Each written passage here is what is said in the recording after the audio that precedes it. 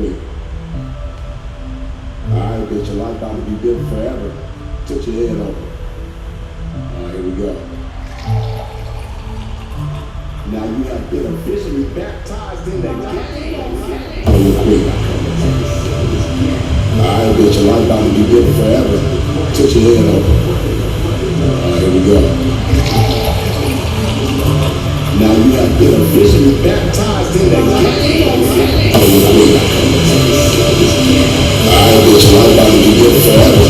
Took your head over. Alright, here we go. It's a full-time job trying to suck a duck.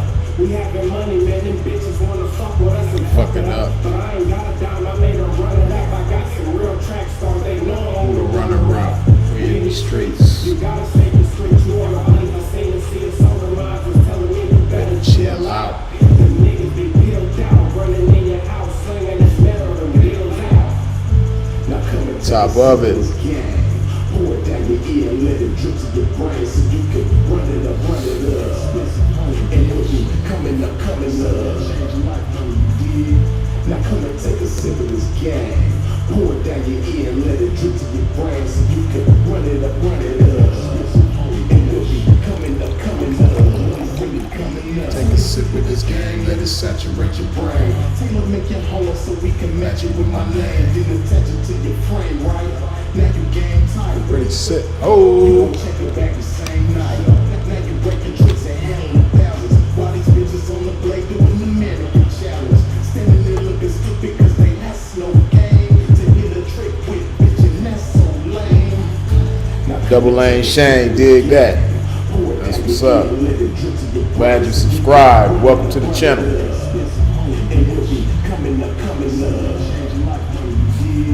Now come and take a sip of this gang. Pour it down your ear and let it drip to your brain so you can run it up. And we'll be coming up. Melody nails, getting boost coming from heaven, raising hell, running through the loop. Gotta get the mail posted on 60.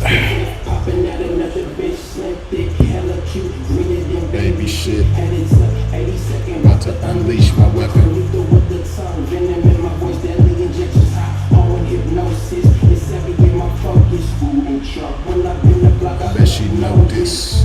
Now come and take a sip of this gang. Pour it down your ear and let it drip to your brain so you can run it up. And we'll be coming up. Something that change your life, money, you dig? Now come and take a sip of this gang. Pour it down your ear and let it drip to your brain so you can run it up. And we'll be coming up.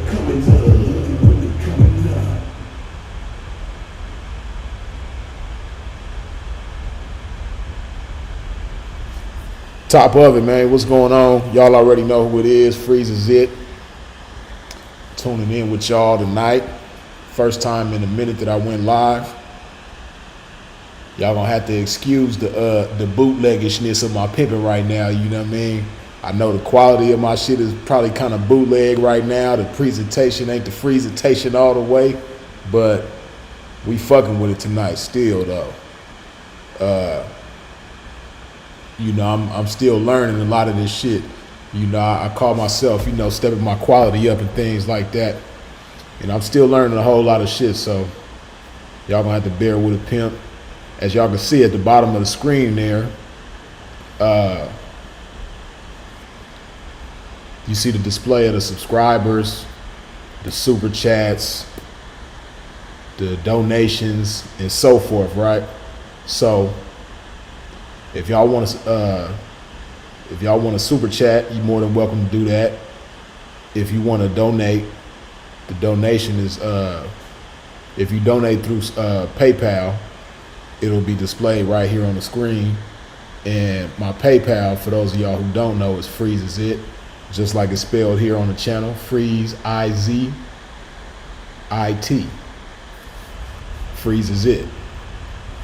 Let me go ahead and put some of this love juice in my body, man. While I'm doing this, you know, y'all go ahead, wipe your feet off at the door, hit that thumbs up button for a pimp one time, please and thank you.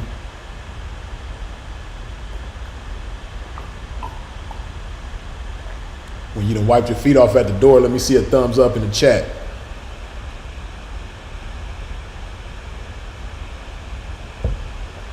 We gonna chop it and pop it tonight, man.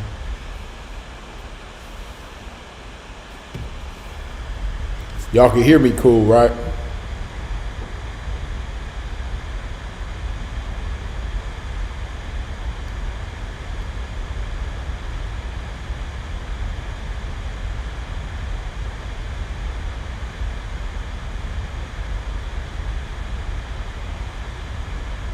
I'm trying to make sure y'all can hear Pimp cool.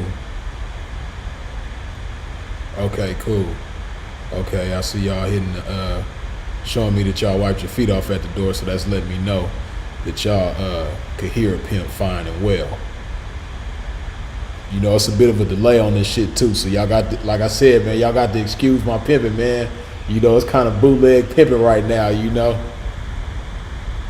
I'm coming with that 2G quality. I'm working my way up to 5G though, man. I got to pimp my way up. You know, Pimp got to start somewhere, so y'all gonna have to bear with Pimp. We gonna get through it though. We gonna make it happen. Also, man, y'all go ahead and show me that splash emoji, man. If you done put some love in your life, man. If you got some love right there with you during this live, man, go ahead and put that splash emoji up, man. Let me know you wetting your throat with some of this love one time, like so.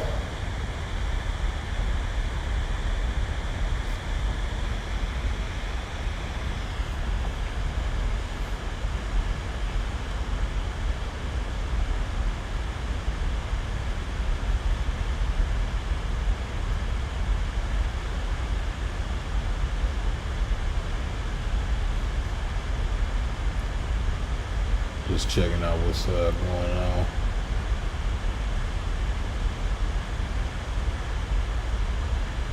Hold up. Okay, that's cool.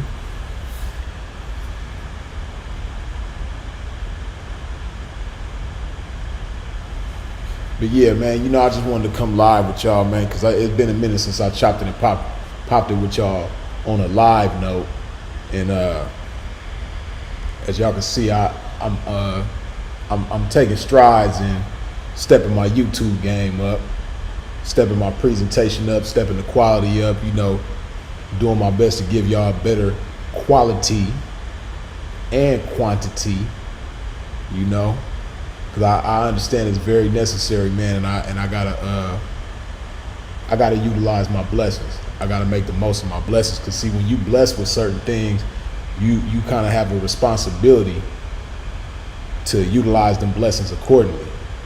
And a lot of times, a lot of us are blessed with certain things and we just sleep on our own blessings. You know, like a lot of what I've been talking about when it comes to this game. A lot of us are blessed in different ways, and a lot of us just, you know, just sleep on our blessings, man. So this is one way of me showing y'all that I'm coming out of hibernation when it comes to the blessing of me delivering this game to y'all. So that's where we at right now with it. You dig?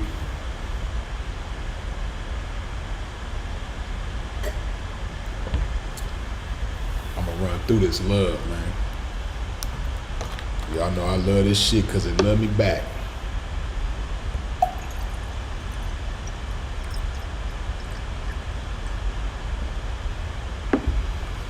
But yeah, like the title suggests, man, game energy, man. Game energy is just really good energy. And you gotta protect that good energy. You gotta guard that good energy. And not only do you gotta protect and guard it, but you gotta water and nurture that shit too. You know? And really get in tune with yourself and really get in tune with the game, man. You know, it's sad to say, but we live in some of the most unpimpish times right now. You know, it's a lot of blurred lines when it comes to this game. And a lot of individuals think that they are part of this game when they really not, simply because they might have a bitch in the game that likes them. You know, they are technically in the game, but they're not of the game. You dig?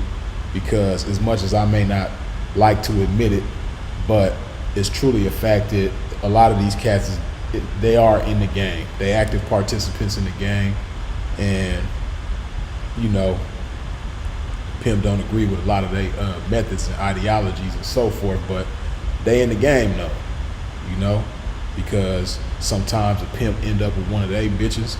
Sometimes they end up with one of a pimp's bitches, and you know, they active in the game, despite how a pimp might disagree with it or whatever the case may be.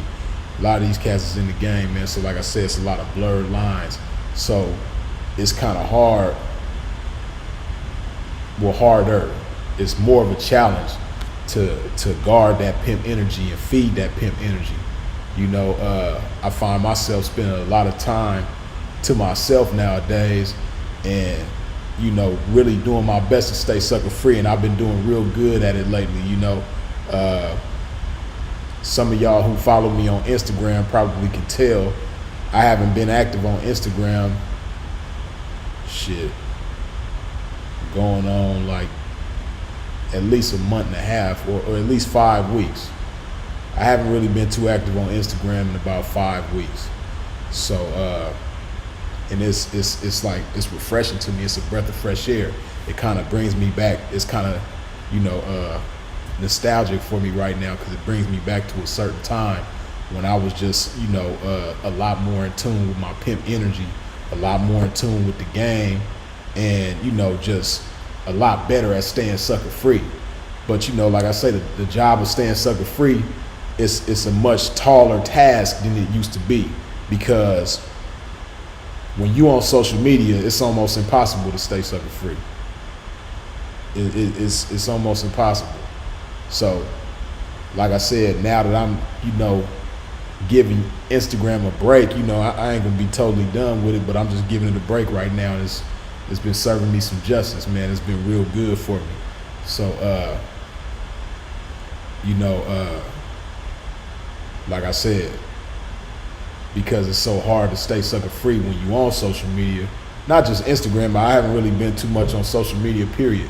YouTube is the only social media that I've really been engaging with, you know, because I got Snapchat, I really ain't been on there. I got Facebook, I haven't been on there.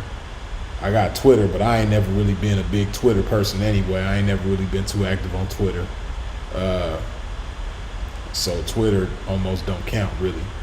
But the platforms that I do use on a regular basis, Instagram, Facebook, and Snapchat, I haven't really been on there. So,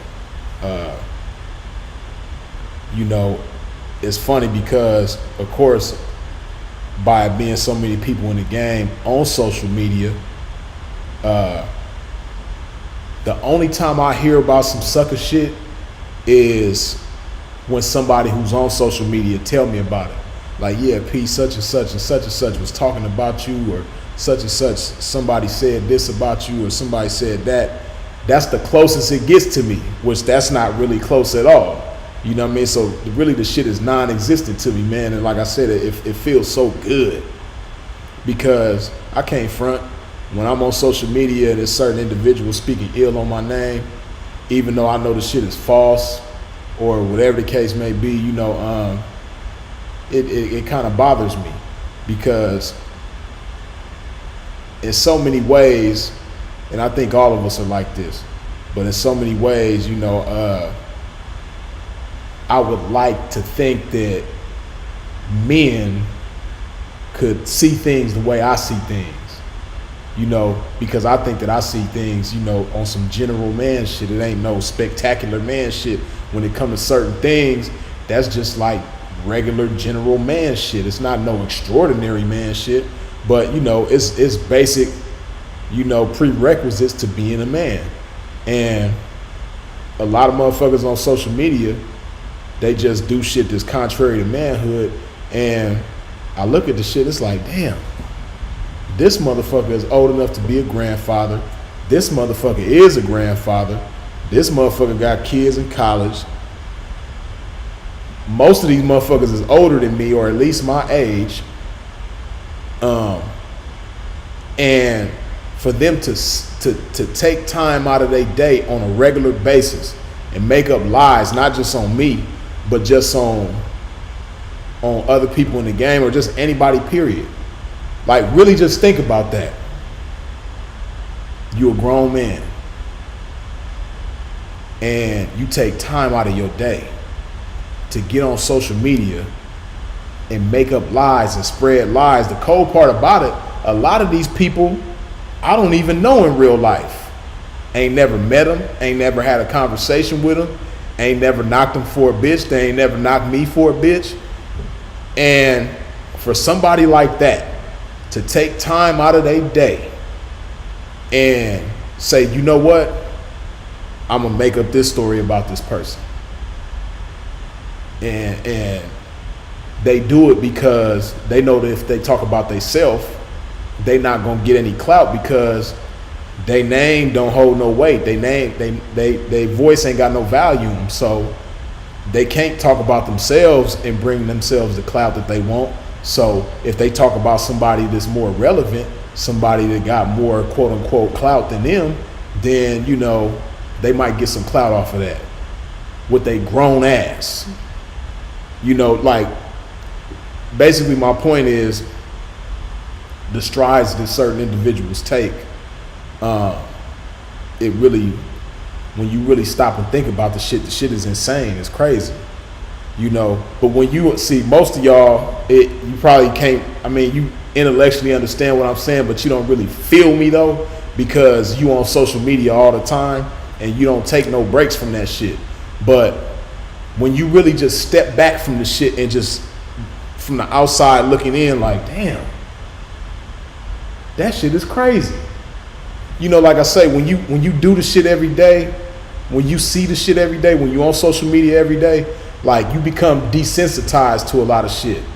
And that's another thing I don't like about social media, man, especially for kids and shit like that. You know, like, you know, when you see somebody, for instance, when you see somebody die, right? Normally, it's human nature to, you know, for that to be a traumatic experience. To witness somebody dying, that's normally a traumatic experience for a human being. But we see that shit on social media so much, motherfuckers could really just sit there and watch the shit. You know what I mean? And be so insensitive to it. Like, it don't even really faze them. But see, me, I do my best to, like, guard my human qualities about myself and still be, you know, down to earth and real. That's just like, for instance, when Nipsey died. Still to this day, I ain't never seen the video when he got killed. Everybody was telling me about the shit, but I didn't want to watch that shit. You know what I mean? Like, even though I didn't know Nip personally, like, just being from LA like him and, you know, relating to a lot of his raps because I'm from LA like him, and just, you know, just him being such a, like, solid dude in so many different aspects. Like, I don't want to sit back and watch him die. I already know he dead. Like, why do I want to watch the shit and see how the shit happened? Like, I'm cool, you know. So but for a lot of people, that shit, like, motherfuckers probably been sitting back watching that shit over and over again, like, not feeling, I mean, you know, probably sad, but, like, not really thinking about what it is that they watching. Like, you watching a man die, you watching a man get murdered in cold blood. Like, it's a lot of shit that's, like, supposed to, you know, make us feel a certain type of way. Not just in a bad way, but just in a good way too. You know what I mean? Like appreciating the beauty of a woman. You dig? Just give you an example. It's so much like, it's so much like soft porn, you could call it, on Instagram. You know what I mean? So many, like, half naked bitches, and, you know, like, and some of them really be bads. It's some badass bitches, but it's so many of them, you know, like, you could go through your explore section on Instagram and a lot of them is shaking their ass, but even the ones that ain't shaking their ass, just bad bitches, they might be classy or whatever the case may be. Like, you see so many of them on social media, it's like a system overload, and you become desensitized to the shit to where when you out and about and you see bad bitches, it's like, you know, like, I still like to see a bad bitch and be, like, motivated by the shit, like, ha, let me pop it, you dig? So, in that same sense, like I said, a lot of us have become desensitized to sucker shit because we see so much sucker shit on a regular basis. That's why 6ix9ine is so cool right now, because motherfuckers see so much sucker shit in their face all the time, all day, every day. When they see a motherfucker snitching, it's like, so what? You know, he ain't snitching on me, so it don't matter. You know what I mean? Like Mac Dre said back in the day, niggas know snitches. They ride and they go with them. It's all gravy as long as they don't tell on them. That's really what it is right now. You know what I mean? Motherfuckers don't care if a motherfucker snitching as long as they don't tell on them. You know what I mean? It might be a gay, quote unquote, you know, I don't even want to put that with the pimp word, but it could be a gay dude out there that's an active homosexual and having hoes. You know what I mean? Bitches will be like, shit, so what? You know, I ain't fucking with him. Or, you know, niggas might be like, shit, as long as I don't, shit, he ain't got none of my bitches, shit. I ain't never had a bitch of his, he ain't never had a bitch of mine, so what? You know, like, just everything is just so cool now because, you know, like, motherfuckers just become desensitized to shit. So I say all of that to say, like, it's really a breath of fresh air to just not be looking at notifications all day, every day, and just, like, enjoy life outside of the virtual world, in the real world. Just really enjoy life, you know, saying hello to motherfuckers outside in public, you know. Like, social media make you so antisocial. It's crazy. That's what they really need to call that shit. They really need to call that shit anti-social media because it make motherfuckers antisocial. You know, it get a lot of people to the point, especially young people, who it's all they know. It'll get you to the point where you don't even feel comfortable engaging with people in the flesh. You know, that's why a lot of times when you get at bitches nowadays, don't let it be a bitch that thinks she bad in her head. You know what I mean? You might ask the bitch for her phone number and she'll be like, I'll give you my Instagram. Cause she don't know how to, like, even have a phone conversation. You know, she could text her ass off in that DM though, but like talking on the phone or even being in the flesh, you know, a lot of bitches is like this the whole time. You might be at a restaurant sitting chilling with the bitch, or you might be at the bar or something trying to have a conversation with the bitch, or you might be riding the car with the bitch trying to chop it up, and the whole time she like this, like, yeah, I feel you. Damn, that's cold. Ha ha ha. The little half fake ass laugh. Ha ha ha. You know, bitch can't even lift her eyes up to really, you know, appreciate what a motherfucker's saying. You might say some funny shit and she's so into her phone, she, like, you know what I mean? So, and before you know it, you'll start being like that too. You dig? Even if you're not a young person who can remember a time when social media and phones, period, just wasn't everything. You dig? Motherfuckers will write shit down on pen and paper. You know, like we're back during the time when you got somebody's phone number, you had to write that motherfucker down. You dig? Especially niggas. Niggas always had something to write with back in the day. You know, niggas always had a pen on them. And if you didn't have one, you know, somebody around got one. If you in Hollywood or if you in South Beach or, you know, on Bourbon Street or something, one of them areas where it's the nightlife and motherfuckers is getting at bitches, like, you might not have a pen. Hey, bro, you got a pen? Here, yeah. Go ahead. And you take that pen and write the number down on a receipt or something, or a napkin or some shit like that. You know what I mean? Nowadays, if you ask somebody for a pen, ain't nobody got one. You know what I mean? But I tell you, man, it's really a breath of fresh air for a pimp right now. You know, I'm just really getting in tune with myself, man. And like I said, utilizing my blessings, like serving justice to my blessings by, like I said, getting in tune and, you know, accepting the responsibility that I got to be a blessing to this game and chopping and popping with y'all on a more regular, consistent basis, man, because I know it's needed. You dig? This game is very necessary, man. A lot of motherfuckers need it. So, you know, me being blessed with the gift to deliver this game the way that I am, hey, man, you got it. Fucking with Freeze, man. Go ahead and put some of them splash emojis, man, up in that chat so I can know that y'all with me with this love thing, man. that y'all putting this love in your body. Show me that you put some love in your body like so.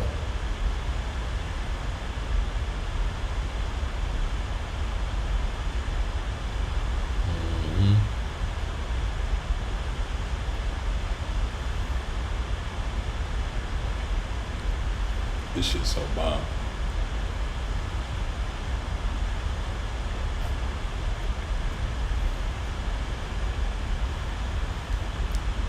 You know, like I say, you got to guard your game energy, right?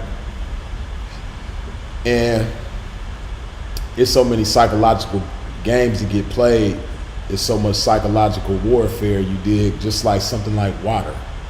You know, like I was talking about the other day, it's a lot of people that think this shit is nasty, man. And it's because of so much unhealthy shit. And the unhealthy shit is like designed to taste better and feel better and all that type of shit, but it's really the worst shit for you. It's really treating you bad. You know, the worst shit for you always tastes good and feel good. You know, that's just like drugs and alcohol and cigarettes and tobacco and all that shit, you know. That shit feel good, but it's the worst motherfucking thing for you. You dig? And a lot of times the best thing for you, you know, ain't always got the best flavor and shit like that, but you know, when you really just step away from all the bullshit and just take time to enjoy shit, man, hey, this shit right here, man, I love this shit right here. This shit right here, nigga. This shit right here, nigga. Nigga, this shit called love, nigga.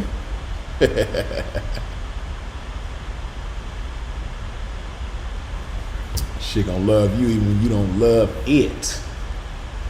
Man, shit. But just like I done spoke on before, man, like I said, psychological warfare, you know. It's so many tricks being played. You know, the world in a lot of ways, man, it's so many distractions and shit. The world is like a big ass obstacle course. And if you're not mindful, man, you're gonna fall for a whole lot of obstacles along the obstacle course. That's just like I spoke on before, man, but when you in the grocery store, you might not have been thinking about no candy or no chips or no soda or no snacks or nothing like that. You know, when you go to the grocery store, you just going in there to get the stuff that you need. But when you go to that motherfucking cash register, what do you see? All the junk food, all the bullshit. You know, it's just another obstacle to slow you down. You might have was on your way to the gym, but you seen that motherfucking Snickers or that Hershey's or that Nestle Crunch bar or whatever it is, you know what I mean? Or them flaming hot Cheetos. I'm like, damn, that shit sure look good right now. Man, that's my shit. They got my shit right there. You dig? It's all obstacles, man. That shit, it ain't gonna help you none. It's gonna help you feel good because it tastes good then the motherfucker temporarily, you know, it's gonna be sensationally good for you. But health-wise and finance-wise, you know, that's just another $1 or $2 or a few down the drain. You know what I mean? Every one of them motherfuckers count. You dig? But yeah, man, so many motherfucking distractions. Like I say, social media got a lot of distractions. And don't get it twisted, I'm not anti-social media. I'm not against social media. You know, it's just like I say, the pimpin' is the master of himself. And myself as the pimpin', I gotta be the master of whatever I'm dealing with. You dig? And it's very easy for a motherfucker to allow social media to be his master or her master. You know? And if you're gonna be dealing with something, social media included, you gotta be the master of it. You know? But when it's like I said before, the average American spends at least 5 hours out of their day in their phone. 5 hours out the day. You know what I mean? If you're to a point where you're using your phone 5 hours out of the day, that phone is your master.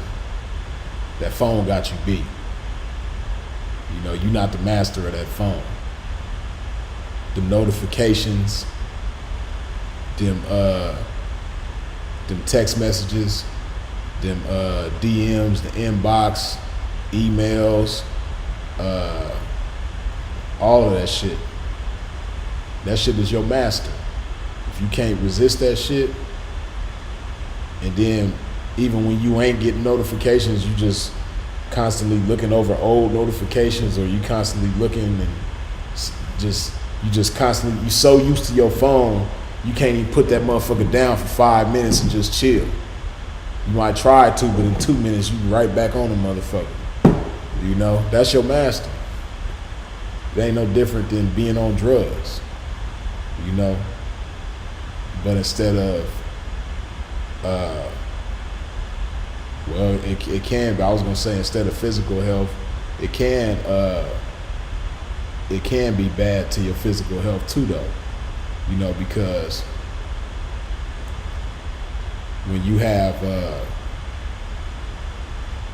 certain mental issues, man, and that's a mental issue. If you spending so much time on social media that you can't control yourself, you know, that's some mental shit. And you know, a lot of times that can, you know, trigger certain health problems too. So, you know, that shit is all intertwined with each other. You dig?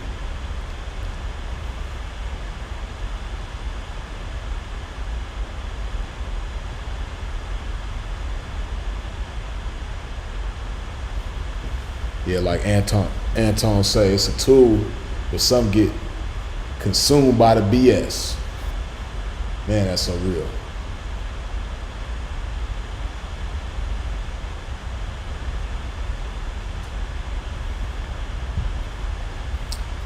But yeah, man, you know, Pimp been in that motherfucking gym, getting it in, preserving my flyness, you dig?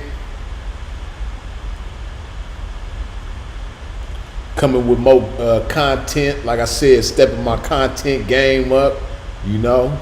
Hopefully y'all digging the way, you know, I've been bringing it to you these past few days or past week or however long it's been.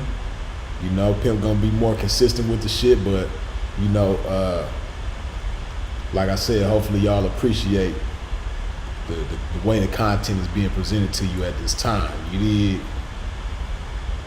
Yeah, man. Pimp gonna be serving you game for breakfast.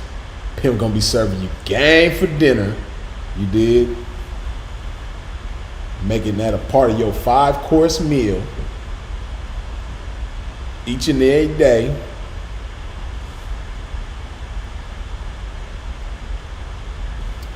You know what? Fuck it, man. I ain't did it in a minute. But I'm gonna let y'all call in and ask some questions. Hold on, I'm about to set it up for you right now.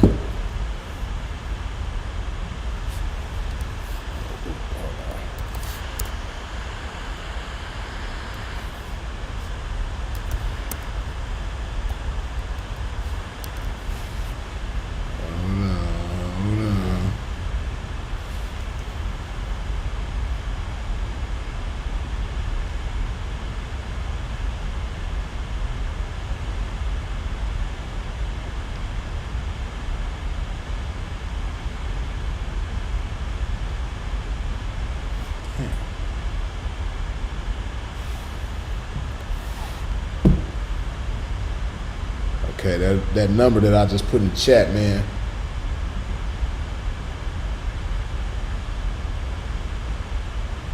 I just pinned it at the top.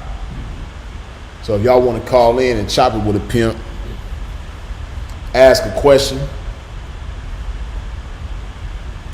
or whatever it is that you want to talk about, go ahead and hit the pimp's line one time,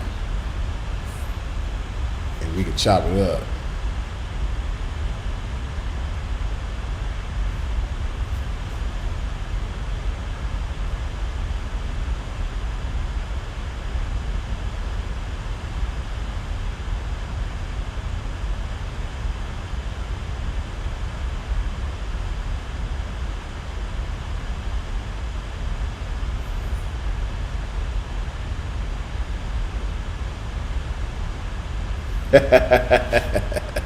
Tay, you a fool. Talking about don't call in, messing up the vibes. I'm waiting for somebody to call, man. We gonna see. You know, being that the pimpin' is in control of the vibes, though, you know, I ain't gonna let nobody mess up the vibe, man. You dig? The vibe is intact right about now with this game. You dig?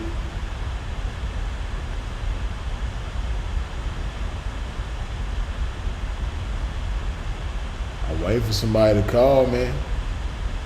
Go ahead and call the pimp, man. Show me y'all sipping on this love, man. There's 61 of y'all in here, man, but only 50 of y'all wiped your feet off at the door. Well, I'll say 51 because one motherfucker gave me the thumbs down. But, you know, I ain't mad at it, though. If you ain't digging it, hey, it is what it is, man. Do something, though, man. Hit one of them buttons. One of them motherfuckers.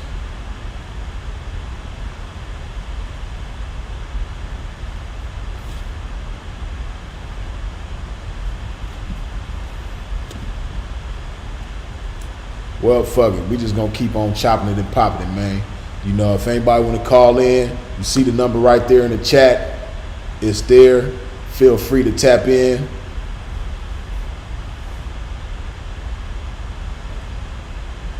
And we're going to continue on with this game. Again, like I said, man, you know, I got the display right there at the bottom. Okay, hold on. We got somebody calling.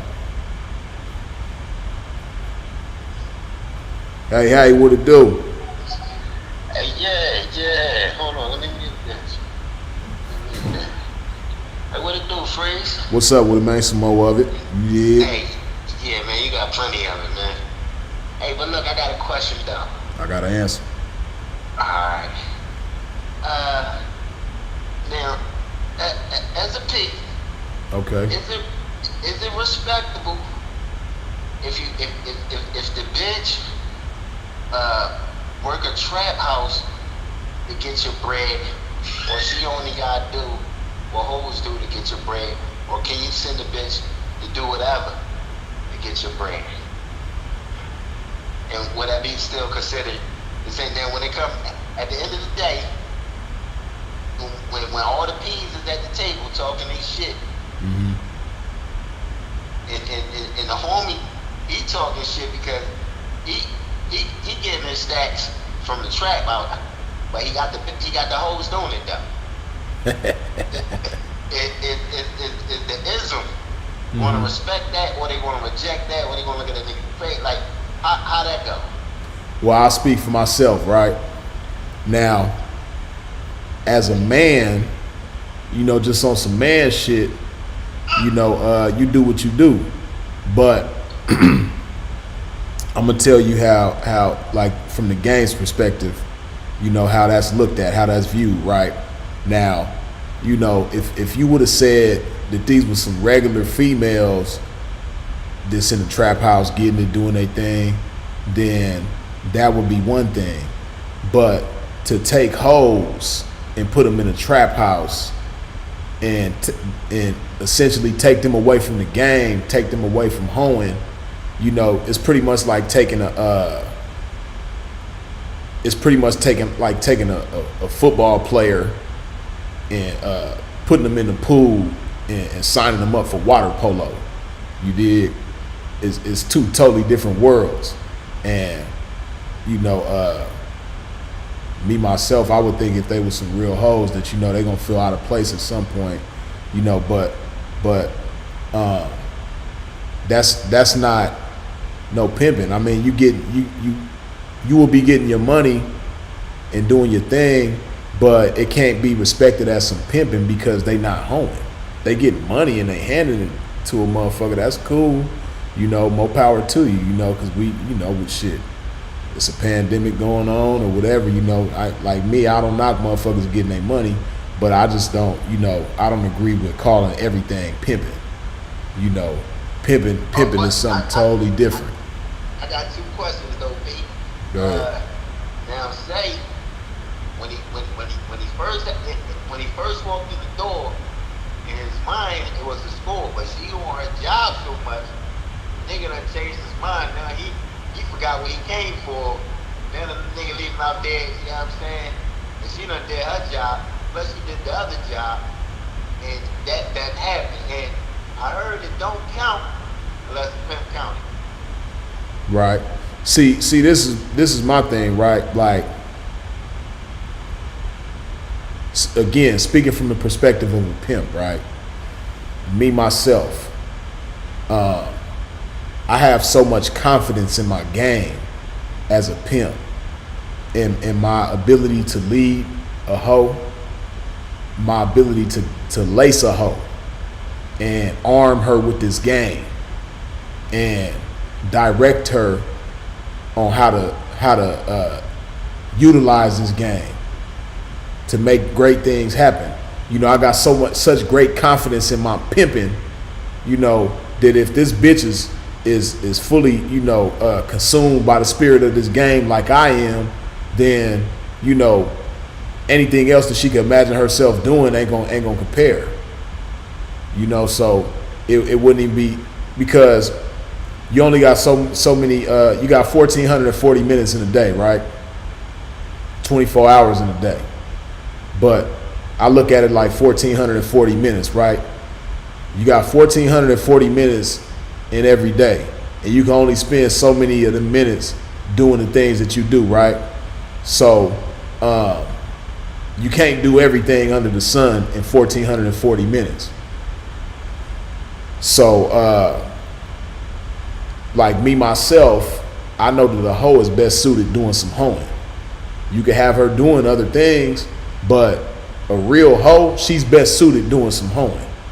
And like I said, I got such great confidence in my pimping that I can't see myself, you know, delegating some of those 1,440 minutes to this bitch doing something else outside of hoeing, because she's gonna be so great at hoeing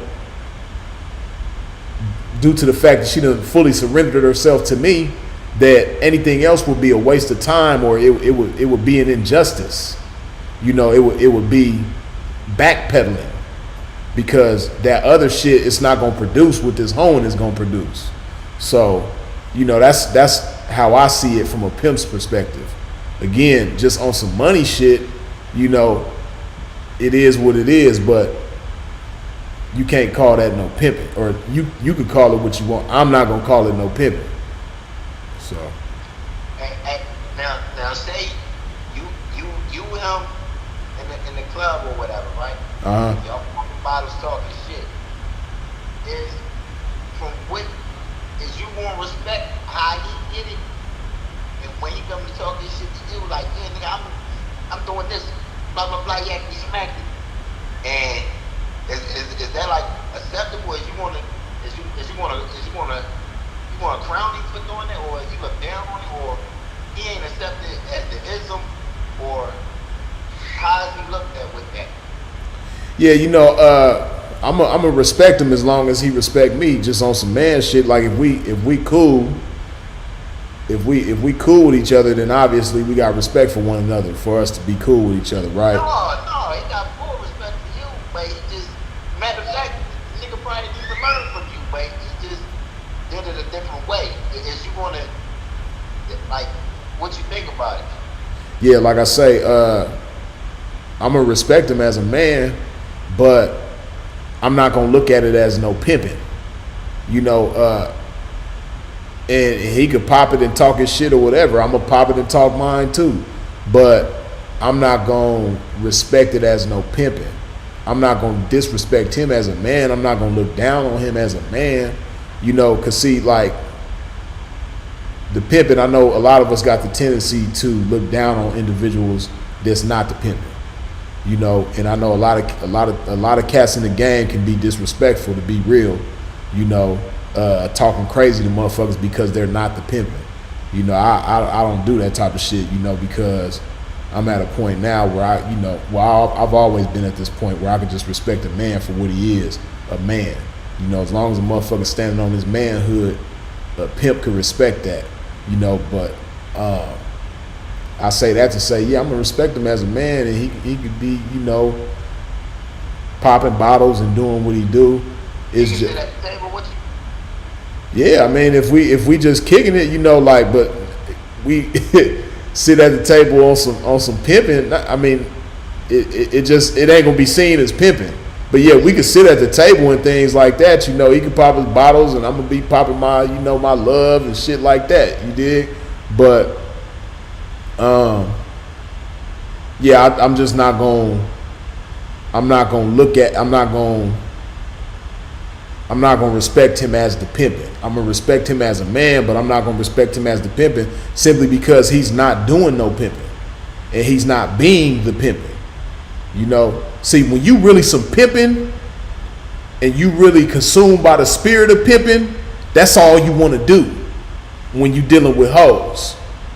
You don't want to, you know, do no extra shit. You know, you don't want to, you know, become, you know, the octo man with 8 arms, and you doing this shit with this arm and this shit. Nah, you got 2 hands and 2 arms, and you trying to pimp with both of them motherfuckers. You gon' pimp with both of them motherfuckers.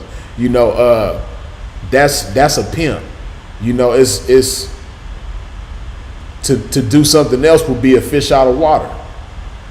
You know, that's how the pimping is. You know, like see, this is the thing, right? This the best way to answer that question, or to address that curiosity.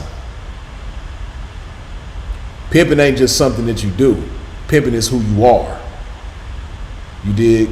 And when the pimping is who you are, that's in your nature. You know, it's just like, you know, when like a dog has a certain nature about himself. You dig? When they sense certain things, they gonna react to certain things. You know, when it's time to piss, they gonna naturally lift their leg up to piss. If it's a male dog, you dig? So it would be weird to see a male dog, like, you know, a puppy, of course, they'll do that shit, but like a full-grown male dog that's like 4 or 5 years old, it would be strange to see him like he been pissing on the tree. He been lifting his leg up, pissing on trees and fire hydrants all this time. Then one day he say, you know what, man, I'm gonna start squatting. I'm gonna start squatting to piss. And you just see that motherfucker like, you like, damn, what the fuck is up with this motherfucker, man? This is my dog. I trained him, I potty trained him, taught him how to piss outside, you know what I mean? Taught him how to do this and do that, and he just squatting now, like, what's going on? You're gonna look at that motherfucker strange because he's acting outside of his nature. He's not being a dog, you know. He's not doing what dogs do, and he's not being a dog. So like I say, when you consumed by the spirit of this pimping, you're not just doing something, you being something. And when you're being the pimping, you're gonna act within the nature of a pimp. And you know, like the things that you described that individual might be doing, that's acting outside of the nature of a pimp. So it's not no pimping with that in no type of way. Now, you know, see, and this is like I say all the time, man. Motherfuckers be acting like it's the end of the world if they not the pimping, man. It's okay to not be the pimping. I know a lot of motherfuckers really want to be the pimping so bad, but it's okay to not be the pimping. You know, the world ain't gonna end. You know, the world ain't just gonna stop and everybody freeze like, damn, this motherfucker ain't a pimp. Like, it's okay. Life goes on, you know. Motherfucker can still be cool. Motherfucker still can live life and enjoy life and things like that if they not the pimping. But I don't know. I know I can't control nothing, and I can't control what a man do. So it's gonna be a lot of motherfuckers that ain't the pimping that's gonna try to portray themselves that way. But yeah, bro, I'm gonna answer this other call and get to this next caller, man. But I appreciate you tapping in, bro. Hey, yeah, you know I'll be tuned in. Oh, for sure. All right. All right. I'm gonna call him back. I just missed him. Hold on.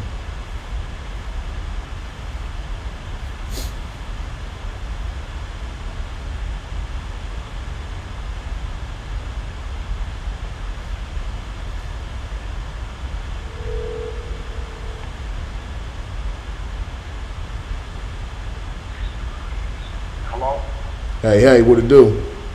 What's up with you, please? All Oh, you already know, man. Some more of it. Now you chillin' too. Hey, this man DZ out of East Oakland, man. Okay, yeah, I just seen you in the chat. Yeah, I'm out here in Denver, Colorado right now. For sure, for sure. You know, I was watching the videos back in the days when you said you got served. You feel me? Okay. And, I want to know, the question I got is, when you serve somebody else after that, how many times you been served and they You feel me? I done served quite a few times, man. Yeah, You supposed to serve them, man. Oh, you talking about like serving the motherfucker that served me? Nah, anybody else. You feel me? Oh yeah, I done got my serving in. I done served way more times than I done been served. That's for sure.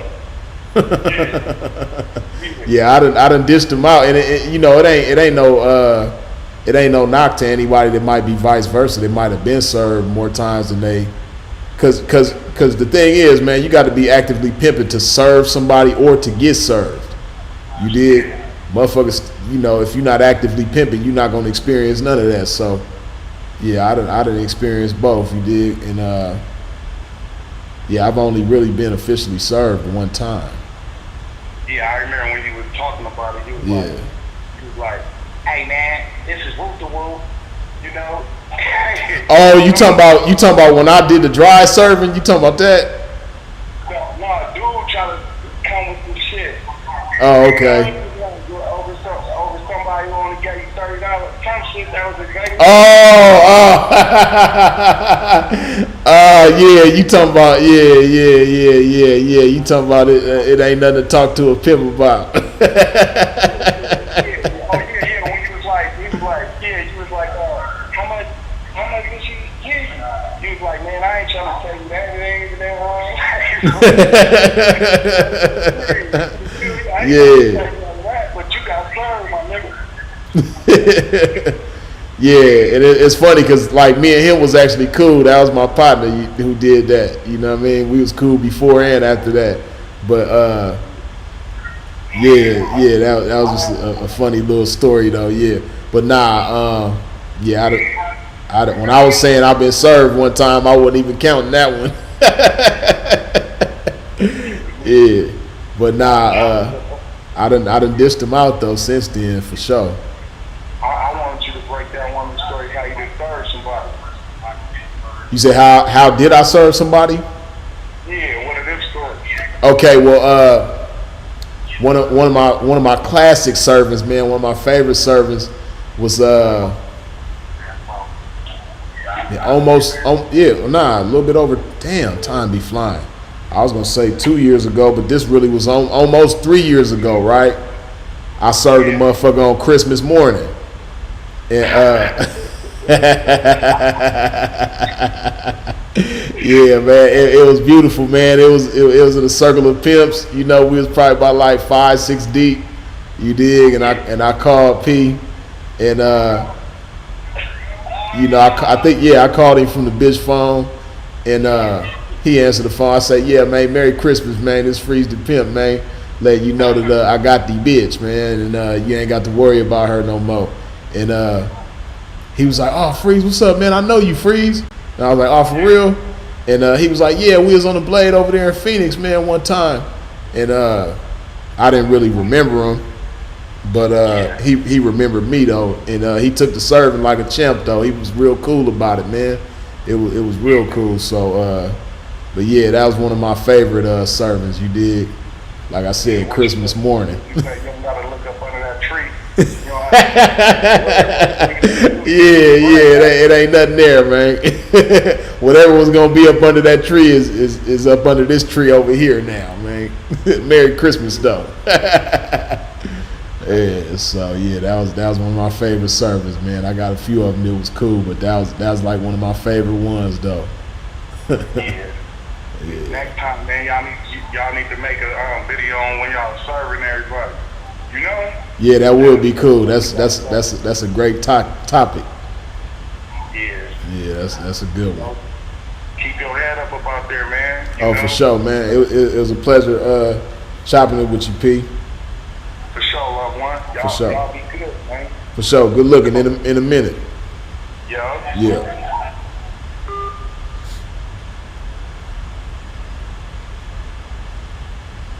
I see I missed a call, man.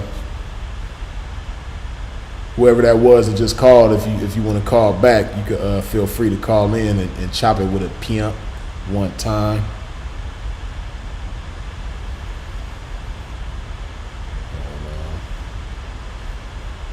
Yeah, man, it's 84 people watching, but only 71 of y'all wiped your feet off at the door.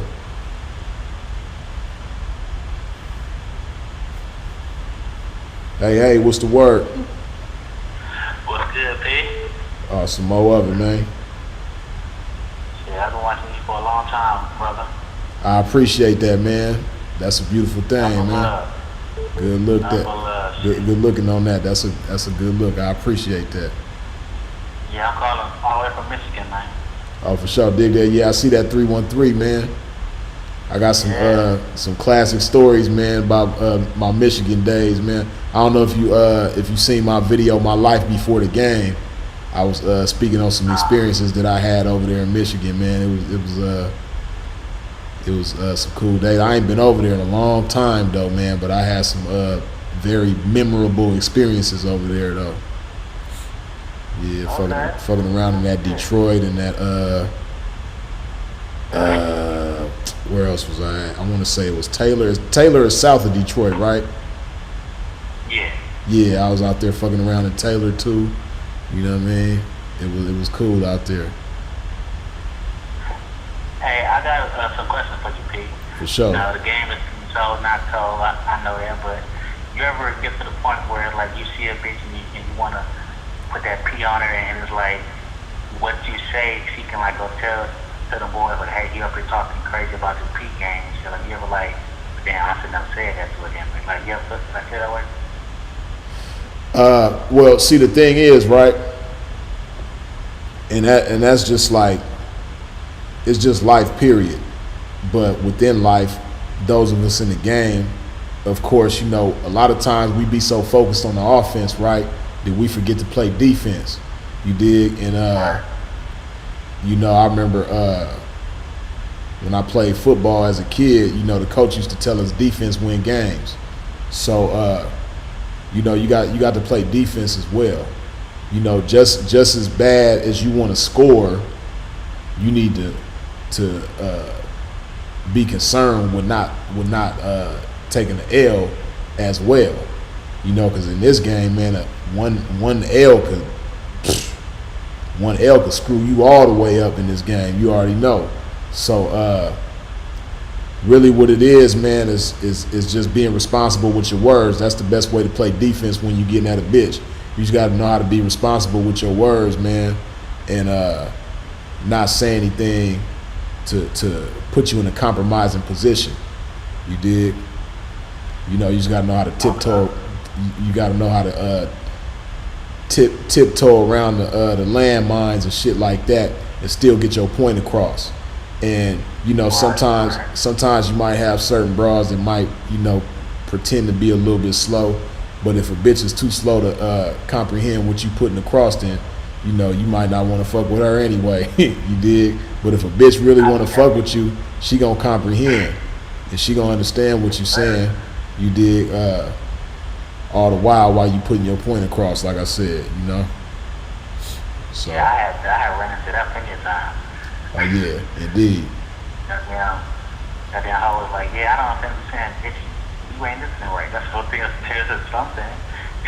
Indeed. Yeah, I done had situations, man, where I know, like, I never got confirmation, but I done had situations, especially fucking around in that Vegas, man, because, you know, the early days in the game, man, I was fucking with Vegas heavy, and I know for a fact that I done dodged the bullet several times, you know, by being careful with how I chose my words, man, because that's one thing about Vegas, man. Vegas will really groom your defense game. Vegas will really, cause man, they got the coldest vice in the country as far as I'm concerned. You know, I done been around and I done experienced I done had conversations with Vice in different states and cities and shit like that. And man, the Vice in Vegas is so advanced and they so sharp and they got so much game, and they will have a motherfucker fool if you not on your A game and you just like relaxing like you know what I mean. If you're not following them pimp tuitions, you know, where you might feel a certain type of way, but you just disregard the shit like ain't no big deal. Vegas will have a motherfucker caught up, and I done seen it a million times. So yeah, like I said, I definitely done dodged the bullet out there. You know, being careful with how I chose my words, man. They done got at me a few times, man. I remember me and Sinful was just talking about this not too long ago. But one time, man, me and Sinful and I want to say, yeah, we was in Mandalay Bay, and we standing at the bar, and we, you know, man, when me and Sinful used to be in Vegas together all the time, man, everywhere we went, we was suited and booted. Like, motherfuckers who remember us from them days will tell you, man, like, we was the cleanest motherfuckers around. So we standing at the bar in Mandalay Bay, clean as a motherfucker, and, you know, this pretty ass white girl, blonde hair, blue eyes, nice body, you know what I mean? She's a little bit older, but she still was nice looking though, you know what I mean? She came up to us and just struck up a conversation and shit like that, right? And, you know, she was talking about the game, and, you know, Sinful and myself, we was being real like vague with our words. You know, we was being real like ambiguous with our wordplay, right? So to where shit can be interpreted, you know, several different ways depending on how you receive it. So the bitch kept like trying to like grab the steering wheel and force it in her direction, right? So the bitch was like, yeah, you know, I just got off a date right now, you know, the night kind of early, but you know, I just made 1,000. I got 1,000 on me right now. Woo woo. She was really trying her best to get one of us or both of us to pimp at her, right? And man, like I said, like, you know, when you in the game, coming up in Vegas in the game, man, like you just learn certain shit, man. Your sixth sense is sharp and on point when it comes to you know, sensing danger around that motherfucker. So when she started talking like that, man, we didn't even say nothing else to her. We just walked away. Yeah, we just like the bitch didn't exist, and it was in unison. Like we both understood. We didn't say nothing to each other. We didn't look at each other. We both just walked away. You know what I mean? I got a couple stories, man. I remember I had talked to my dad one time, and we was like me and her were like on some real cool shit. You know, she didn't take it too much. You know, I kind of respect that, but shit, he like. I just was just so baffled that I'm talking to her young my dad. It was just crazy. Like she was on her shit, bitch, look this, fuck you, like all kind of shit. I'm just like, oh shit. So, yeah, like it was crazy. Like a real one out here. Like I don't know what she had now, but like the time we talking though, I ain't tell nobody shit. I was like, shit, you can tell me shit, I know shit. You know what I'm saying? But yeah, man, I don't know. Like Michigan is just so backwards, and I was still seeing a lot of them on strolls and shit, and still doing their shit. But I know, like before COVID-19 really hit us, man, I seen them out there on Woodward Ave, man, still walking the stroll, just trying to choose up, man. I was just like, damn, well, I ain't got this, and I ain't got that, and she might want to choose me because I ain't got this and I ain't got that. So I ain't gonna lie, that little thought kicked in, but I was like, man. Hey, man. Hey, trust me. I understand. You know, from a pimp's perspective, how we feel like that sometimes, right? But you just gotta like really tap into to the spirit of this game, man. Because, man, some of the best hoes I had, some of the best runs that I ever had, and some of the best hoes that I ever had, I knocked them when I was fucked up, when I didn't have nothing. You did, and a lot of times it be because, like for instance, like how they say, you know, a blind person might be able to smell better, like they sense of smell might get heightened because they blind, or you know, a deaf person, their senses might be heightened because they can't hear, you know, things like that. Like, you know, certain things get intensified in your pimping, man, when when you got your back against the wall and your stomach is touching your ribs and shit like that, man, hey, that's when it's really time to like get in tune with the spirit of this game, man. And like I said, I done been in situations like that, and you know, because your confidence got to come from your pimping, and sometimes we forget that, especially when we done pimped up for things and we done been on and we been having it our way, and then a motherfucker fall off and lose everything and be back to square one. Sometimes we forget about that motherfucker that we was before we pimped up for that shit. Sometimes we forget about the fact that the shit that we had to pimp up from it, and we had to pimp up for it, and we had to start somewhere. We didn't start off with that shit. You know what I mean? The shit came from the pimping though. So, you know, you just gotta, when you had the moments, man, you gotta really tap into the spirit of pimping and get your confidence from within, not from, you know, outside forces, things that you might have, you know,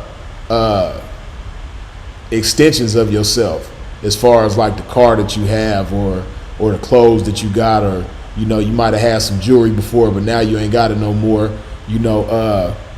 Of course, you know, things like that is going to boost the pimp's confidence, and you're going to feel a whole lot better when you step in a bitch face and things like that, man. But like I said, you got to tap into yourself, you know, because you might not have the situation that you want to have, and you might think to yourself like, you know, because see, that's the thing too, you know, you don't want a bitch to choose a situation.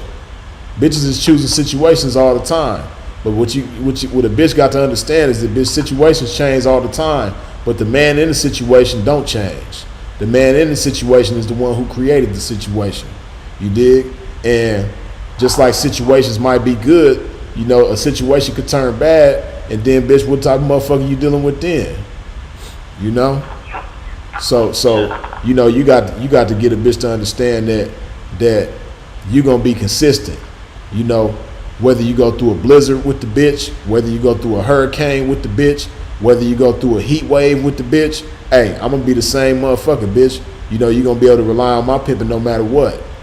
You know, if this motherfucking car break down, we still gonna make it. You know, if we lose this house, we still gonna make it, bitch. Like, as long as we in tune with each other, we gonna have everything that we want. So you gotta be in tune with that motherfucking spirit, man. When them times come. And see, that's the problem too. I know how it is, man, because what's fucked up about being in them type of situations nowadays is the majority of motherfuckers that's supposed to be the pimping, they gonna turn their back on you. They gonna give you the cold shoulder when they see that you fucked up. You know, see me, like I'm different in that regard than most motherfuckers nowadays, man, because I done been the pimp that was fucked up and my partner reached for me. So, or it have been times where it might not even be my partner, just a motherfucker know that I'm some pimping and he's some pimping, and the motherfucker reached for me. You know what I mean? And I done did the same thing. You did? So, it's just fucked up in these times. That's why, like I said, man, I do shit like get on this motherfucking YouTube and pop it, man, to keep a motherfucker in the spirit of this game, because, you know, when a pimp is on a bad one, you supposed to be able to turn to another pimp or some other pimps for support. You know what I mean? And it might not even necessarily be financial support. You might need to just kick it with a motherfucker like how we kicking it right now and get your spirit sparked up. You know what I mean? Get your batteries recharged. You know, motherfucker might just need some jumper cables of this game hooked up to him, man, and get that spark back going, man. That's sometimes the best jug that a motherfucker could get. But you know, some of these motherfuckers that call themselves the pimp and be such misers and be such like stingy motherfuckers and like, you know, looking at a motherfucker like a burden and shit like that, all they could think of is, oh, he fucked up, so he gonna ask me for a jug. And it's like, nah, motherfucker, I might not need a jug, man. I might just want to kick it with some pimping. I might want to, you know, exchange pimp energy with you. You know what I mean? Steel sharpen steel, sword sharpen sword. You know, I might just need a motherfucking pimp partner to chop it up with, man. I'm gonna go get it from the bitch. You dig? But a lot of these motherfuckers, man, like I said, they not like that, man. You know, and me, shit, sometimes I might just, shit, like, it'd have been times where I'll be fucked up too, and we'll be fucked up together. It's like, damn, P, you know, I ain't got no money, man, but I got this car. You got the hotel room. I got the car, man. Let's go make it happen. You know what I mean? Shit, we gonna pimp up, man. We gonna go knock us. If not both of us, man, one of us gonna, before the sunrise, man, one of us gonna have a bitch. You dig? We ain't coming in until we knock us a bitch, man. One of us got to knock a bitch. I don't give a fuck if we hungry. I don't give a fuck if we tired. Hey, P, we not taking it in until we knock something, man. You know, that's that spirit, man, that's missing in the game right now. You dig? Well, I ain't gonna say it's missing, but it's real. It's real scarce in the game right now. You dig? But man, that pimp energy, man, to turn everything around. I ain't gonna lie to you, P. I got stories for days. Like my recent story, my friend was like, he wanted let me go get a tattoo and shit. And, you know, it was time when, like, you know, they had curfew, so the light came on. I had to get in crib. So right. He go get a damn tattoo and shit. The fucking next day, he was like, man, we was over a pimp off. I'm like, what? He was like, man, this nigga stopped my tattoo to go beat a bitch and had a bitch on her. Like, I'm gonna feel like stop lying. The fucking next day I go over there and had, man, I can take the day. I can take the day. The fact that my friend told me he was like, he stopped his tattoo to go beat a bitch. I was like, from that day I was just like, okay, I gotta talk this way, I gotta talk that way, I gotta go this, man, fuck. I'm telling you. Yeah, that's something else. I mean, it's just crazy how like the game ain't how it used to be. You know, I'm a young dude, I don't really know, but I can hear y'all just saying like the game is just. And see, this fucking internet is also killing us. It's like killing the people too, though. Yeah, the internet, you know, got the world in general kind of fucked up, man. The world is kind of different now, you know, as a result of the internet. Like I was just talking about before, earlier in this video, man. But as long as a pimp stay in tune with the spirit of pimping and stay tapped into the best of himself and stay focused on self-mastery, man, shit, motherfucker gonna be able to pimp through anything. You know, the game is always gonna be applicable despite whatever the situation may be. I know it's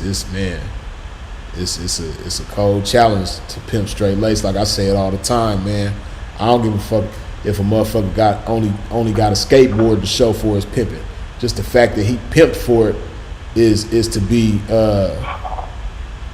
held at high regard, because, you know, a lot of motherfuckers that say that they some pimping, man, and got bitches giving them money and got material things like that, man. Hey, a lot of motherfuckers got extra shit going on. You know, a lot of motherfuckers is mixing it to fix it. So, you know, and no knock to them, they getting their money, but I just don't call it pimping. But for that motherfucker that's straight lace pimping, getting it out the bitch, and he ain't asking nobody for nothing, and he not slanging nothing, and he not scamming nothing, he not robbing nothing, he just getting it straight out the bitch. Like I said, even if that motherfucker got a skateboard, as long as he pimp for it, there's a lot of motherfuckers that can't even pimp for a skateboard. It's a lot of motherfuckers that can't pimp for a piece of bubble gum. You know what I mean? It's really something to pimp for the things that you have. So, you know, I got high respect for a motherfucker that pimp for the shit that they got. And if a motherfucker doing that in 2020, man, he's a remarkable motherfucker. He's amazing, man. You know, to pimp straight lace in these times. Oh yeah, cause I think I grew up watching P's Up, Hoes Down, man. That damn documentary like a mother. It was the TV that motherfucker, like, for real. Right. P's Up, Hoes Down, you seen it when they was hot class in the fashion. I'm talking about set up, like all kind of. And then oh yeah, I like the lot of Bitch Up Down like the wine, fucking Sneaky the P. Like, come on, man. I'm a young dude, but my mentality is like back in the day. Yeah, that's all right, man, because it's a lot of great qualities to be picked up from, you know, being tapped into back in the days, for real. I ain't gonna hold you too long, P. I know you about to go do some shit. Mm-hmm. But yeah, man, it was a pleasure. For sure, it was a pleasure chopping it with you, bro. Oh yeah, always. Man, like I said, Mitch getting up, man. You already know. Peace for sure. Down, bro. Indeed. All right. Yes, sir. Yes.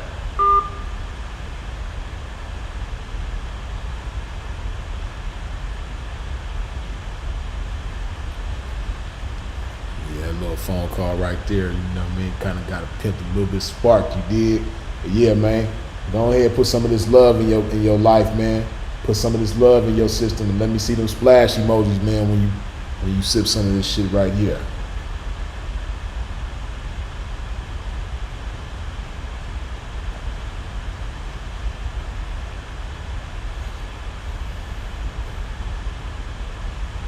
Y'all see the number pinned to the top of the chat.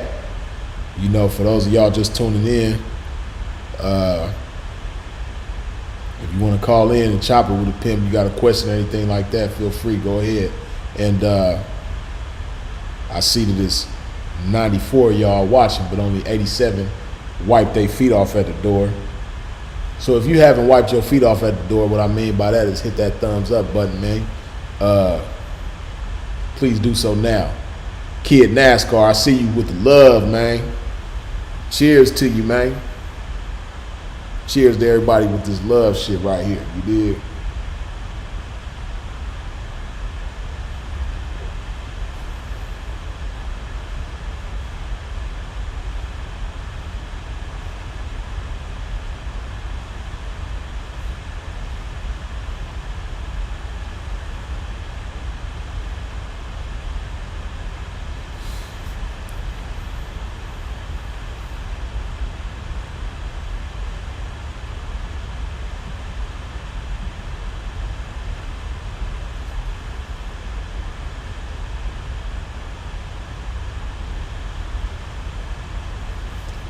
Hold on.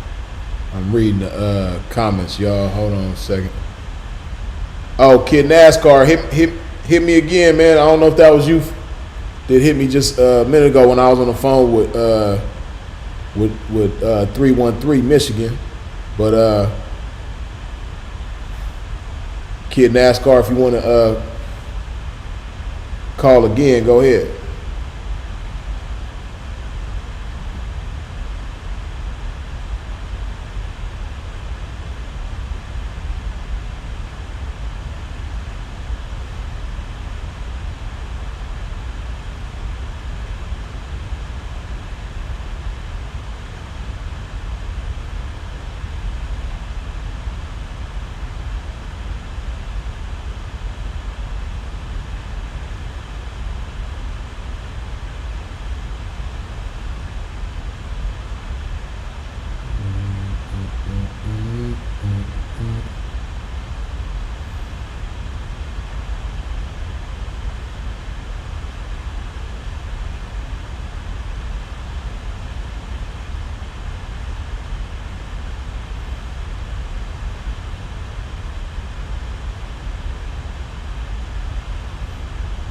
I'm trying to see what y'all talking about in this chat.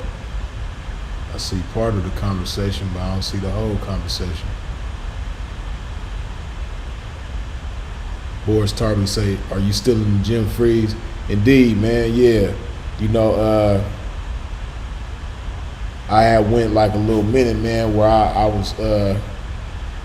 was inactive with the fitness thing because the gyms wasn't available and I wasn't feeling that, man. And you know, it was hard for me to get a hold of the workout equipment that I like to use, minus the gym. So I had a lot of time off, man. But now the gyms in my area is open. They've been open for a minute, so I've been back in the gym for a minute. So yeah, I'm on my shit.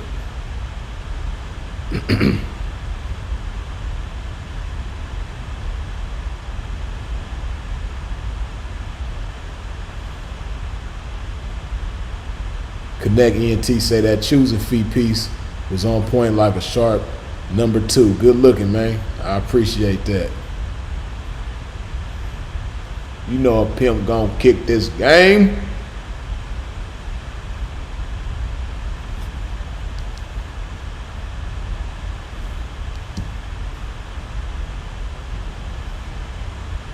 Yeah, man, that choosing feet gonna let you know a whole lot It's, you know, the choosing fee is just beautiful, man, because it help you alleviate a lot of bullshit, a lot of games. You know what I mean? Because bitches that's broke, bitches that don't want to do no hoeing, bitches that might, you know, think you fly but don't want to give you a try. You know what I mean? Them type of bitches that think you good enough to admire but not good enough to acquire. That choosing fee is gonna get them the stiff arm. It's gonna stiff arm them and discourage them when the only option that you give them is to come correct. When you don't leave any room for games and any room to play, hey, it's a beautiful thing, man. And when more P's stand on it like that, it's gonna be more hoeing going on. Cause like I always say, when it's more pimping going on, it's more hoeing going on. And ain't no way in the world that everybody pimping, and these bitches is running around the way that they is, man. They running around the way that they is because it ain't enough pimping going on.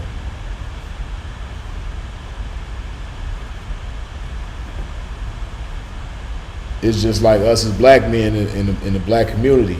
You know, when we had a whole lot more fathers in our households, you know, there's a lot more manhood going on.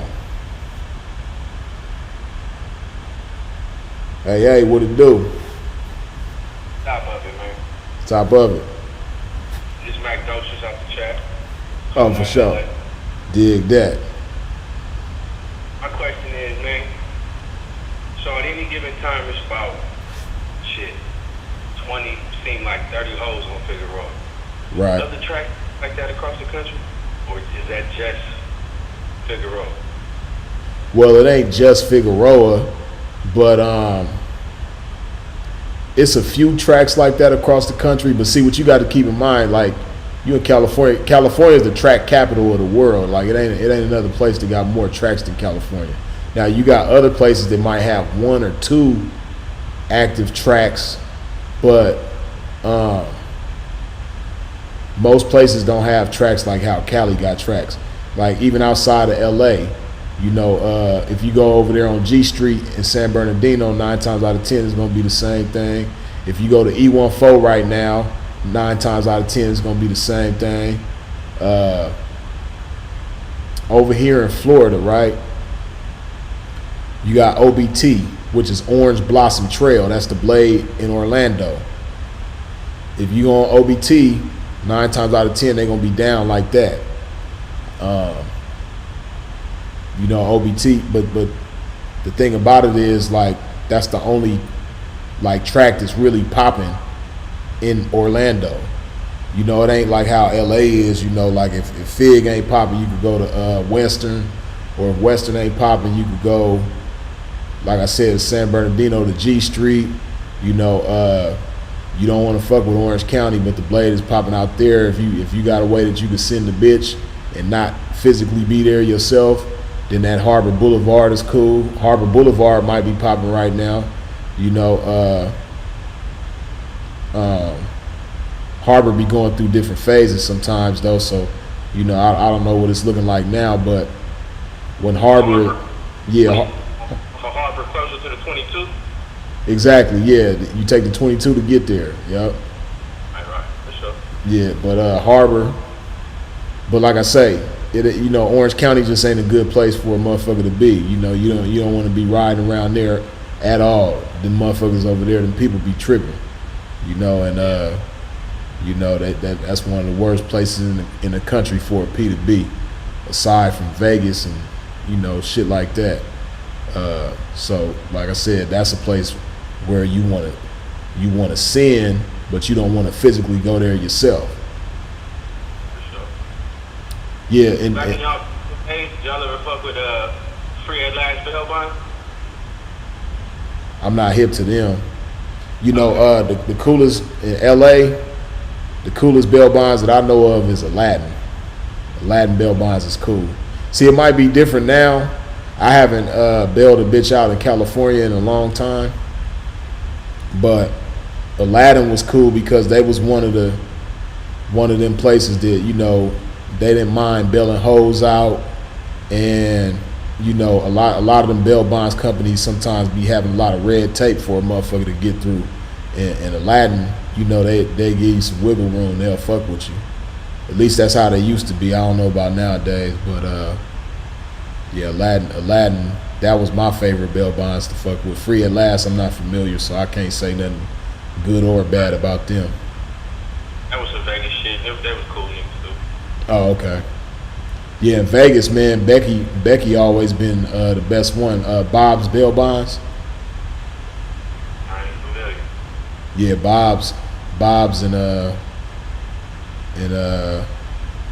Vegas is cool. The owner of Bob's bail bonds is Becky. You know what I mean? Like if you go to Vegas and say the name Becky, that's all you gotta say is Becky. You know what I mean? Everybody in Vegas know who Becky is. You dig? So yeah, she down there, downtown Vegas. That was Becky cool too. She gonna fuck with you too. You know what I mean? As long as you come with the little feel, whatever the bond is, you know what I mean? Becky fucking with it 9 times out of 10. So yeah. So all right, Breeze, I appreciate you, man. Oh, for sure, all the time, man.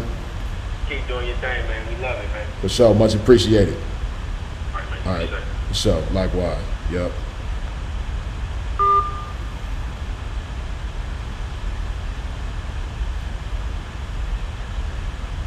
K to the say Aladdin is the best in Sac too. Yeah, they got Aladdin a few places. They got one in I think it's downtown LA. They got one in Orange County in Santa Ana. They got one in Van Nuys on Van Nuys Boulevard across the street from the courthouse. I think they got one in Texas too. I want to say they got Aladdin bail bonds in Houston, but I'm not exactly sure. I know they got them in like other states besides just California. It's like 1 or 2 other states with Aladdin. But yeah, if you in Cali, man, Aladdin, they the coolest. Like I said, for me, that's the coolest ones.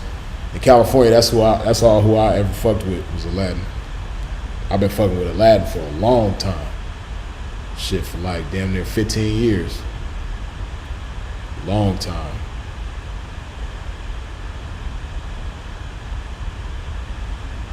Oh, first name, last name, say Denver got that free at last too.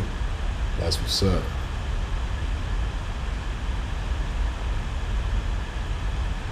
Yeah, man. It's always good to be in tune with a good bail bondsman too. You know, you got to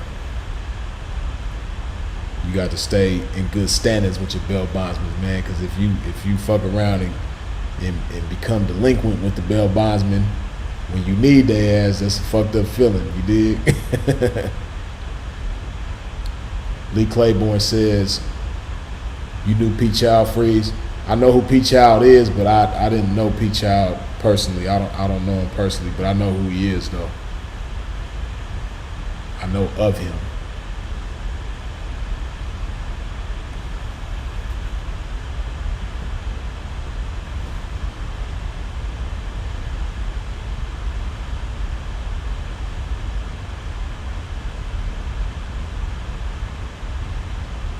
Visual Sensation says, "Who coined the phrase PGO? Some claim to be the originator." Supposed to Prince, you a fool. But see, a lot of people don't know the origin of the PGO term, and I know a lot of people try to take credit for the shit, but I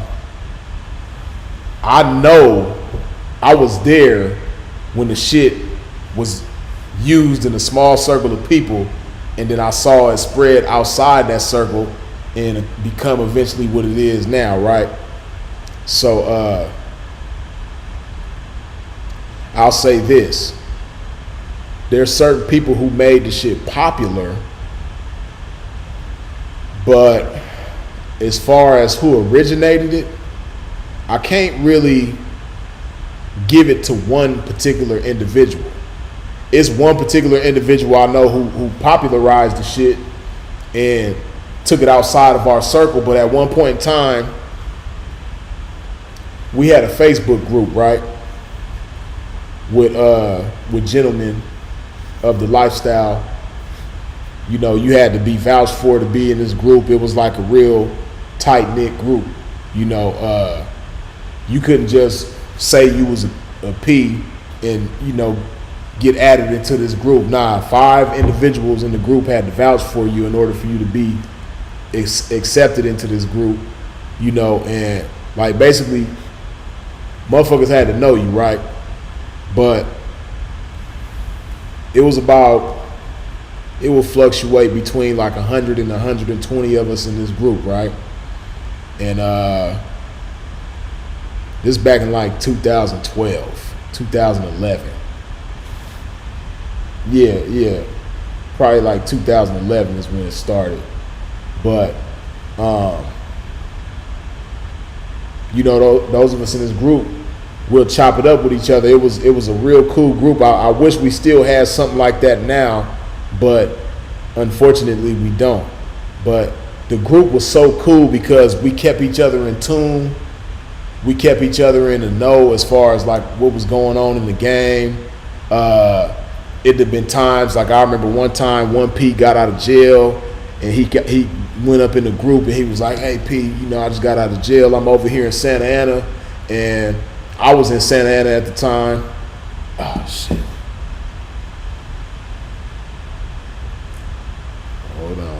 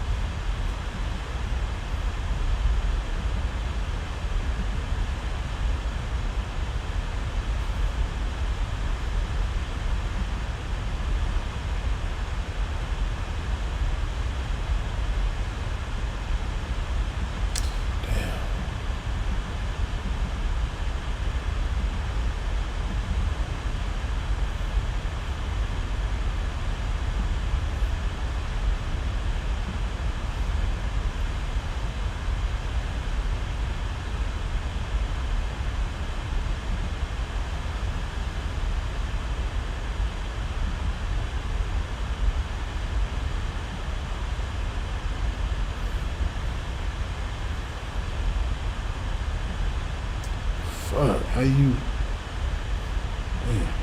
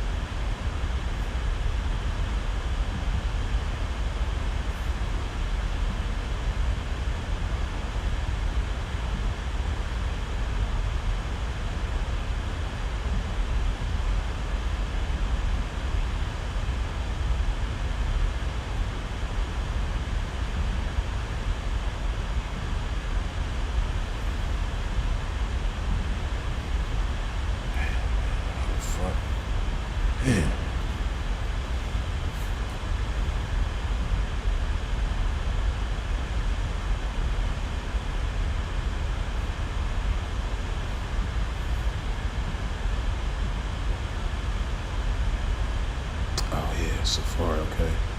Safari. Now.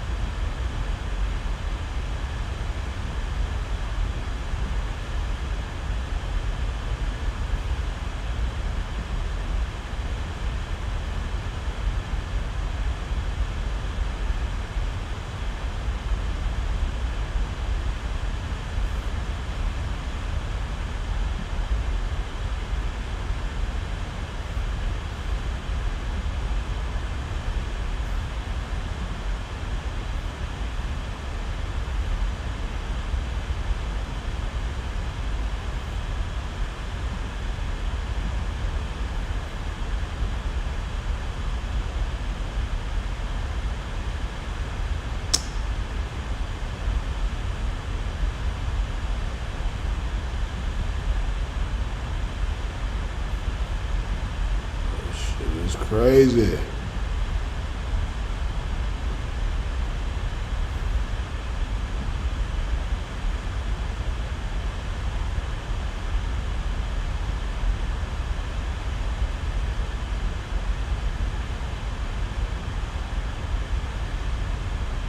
Oh, that's like,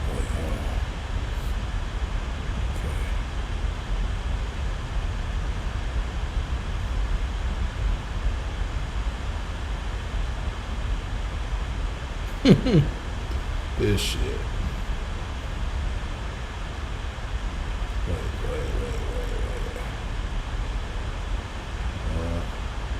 Maybe stream time description.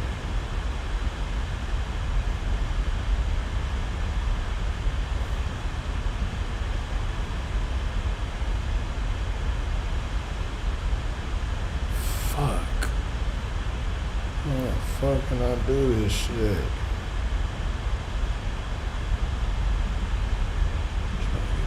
Difficulties right now. Can y'all still hear me? I think y'all probably can still hear me. You just can't see it. And I'm trying to get this shit together.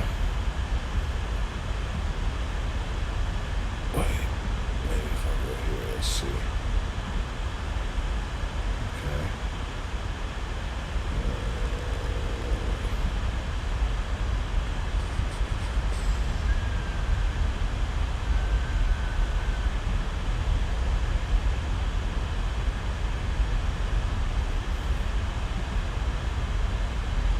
Oh, okay, y'all can hear me. Yeah, man, Pimp trying to get this motherfucking video together. My damn camera died.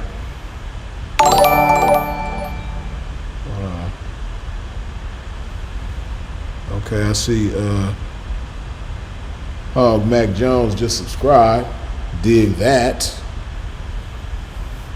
Toast to the subscription.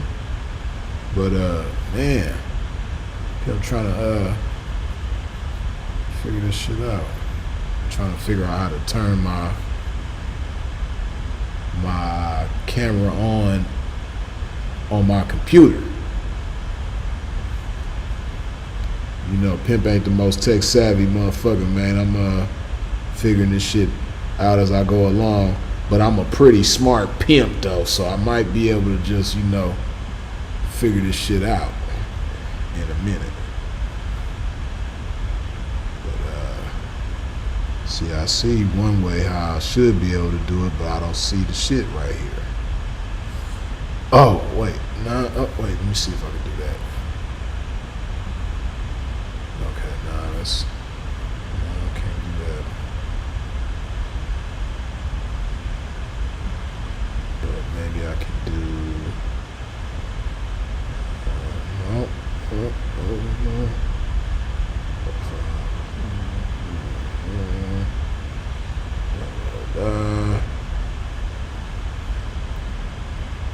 Damn. This is some bullshit. Okay, see, I can do that.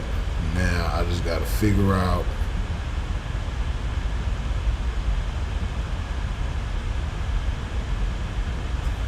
No, I can't do that.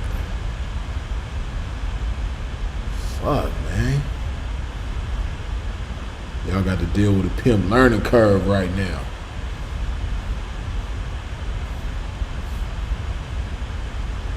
D-Roll, yo, Freeze, do you deadlift and rack pull? Nah, those is a few exercises that I never do. I never do deadlifts. I don't know why, but or rack pulls either. Nah, I know most everybody do deadlifts, but that's one thing that I don't do. I know it's a very popular exercise though. I just don't get out for some reason.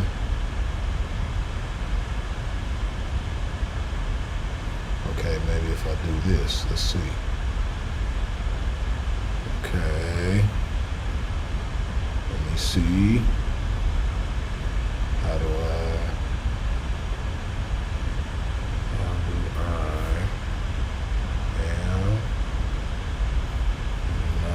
No action there.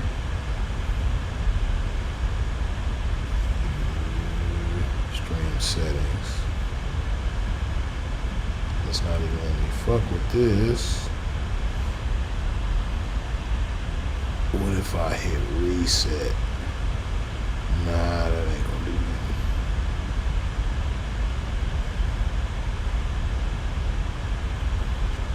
You watching the pimp deal with this motherfucking learning curve right now. That's what you watching.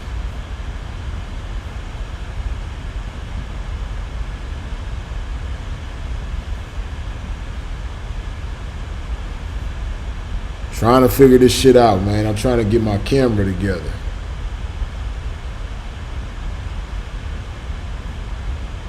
Fuck.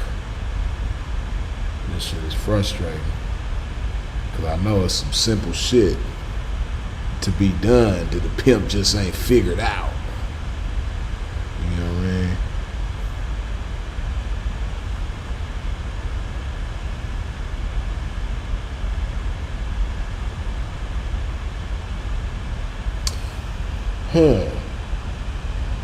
I just had an idea. Hold on, I'm finna try some shit, man. Y'all bear with a pimp for me. I'm about to try some like Hail Mary shit. Long shot shit. Hold on. It might fucking work though. Hold on. If this shit work, I'm a pimpin' ass. I mean, I'm already a pimpin' ass genius, but if this shit right here, nigga, right here, if this shit work, nigga. Hold on. I just might be able to do this shit though. Start. Go live. Private. Man, motherfucker cold. Hold on. Did I figure this shit out though? Okay, hold on. Hold on, man. I might have figured this shit out after a long ass time. Hold on. Hold on. We might got action though. Ah, what's up, man? Y'all like, oh wait, hold on. Nah, this is the wrong shit. Okay, hold on. I think I got it. Hold on.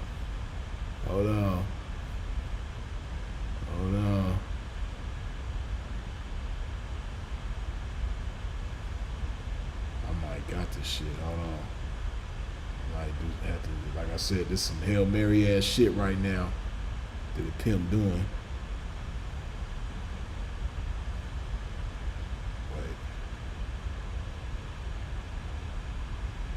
No, that's not what I want to do.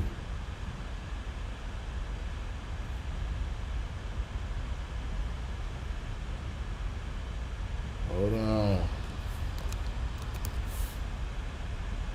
That's not what I want to do. Hold on. Oh, that's what. Oh, okay. Hold on. Okay. Hold up. Let's see. What the fuck is this? Y'all tripping. Hold on, man. They playing games with pimp, man. This ain't it. Hold on, man. This ain't it, man. They is playing with a pimp right now. What is this?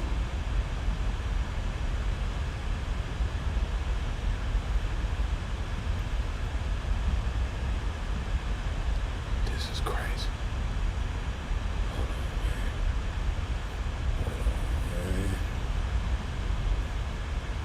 That didn't work. But we got action though. Hold on. Pimp finna figure this motherfucker shit out, man. Okay, more options. Oh, hold on. Hold up. Uh-oh. Man, I'm a genius. I'm a genius motherfucker. Hey, what y'all witnessing is determination. Where there's a will, there's a way, right? Hold on. I got this motherfucking shit. I got this bitch. You know what I mean? Hey, I am so fucking cold. Hold on. Man, I'm cold. Hold on. Where is it at? Where is that shit I just... Okay, hold on.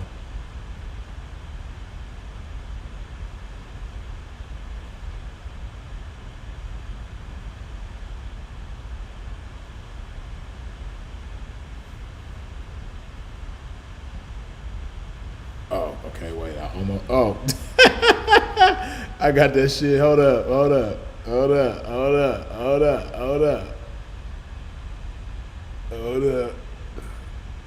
Get rid of this motherfucker.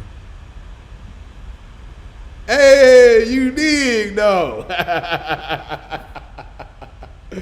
Man, I went through some shit to make this motherfucking shit happen.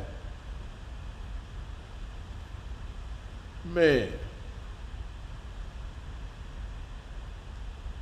Hey, y'all don't know, man, y'all don't know what I just had to do to figure this motherfucking shit out. But like I said, this is a lesson in determination. See, I forgot that this motherfucking camera that I got, you know, the battery life on it ain't really all that. You know what I mean? Battery life on this motherfucker ain't really all that, but my pimping is all that though. So guess what? When the camera ain't all that, my pimping is all that. You know what I mean? Plug this motherfucker up.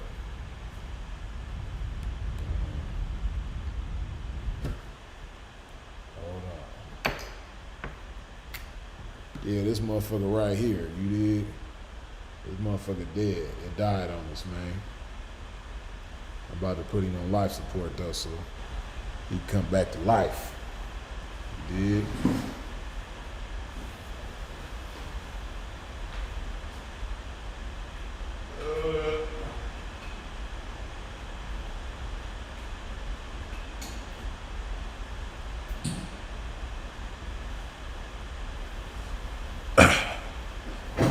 Yeah, man.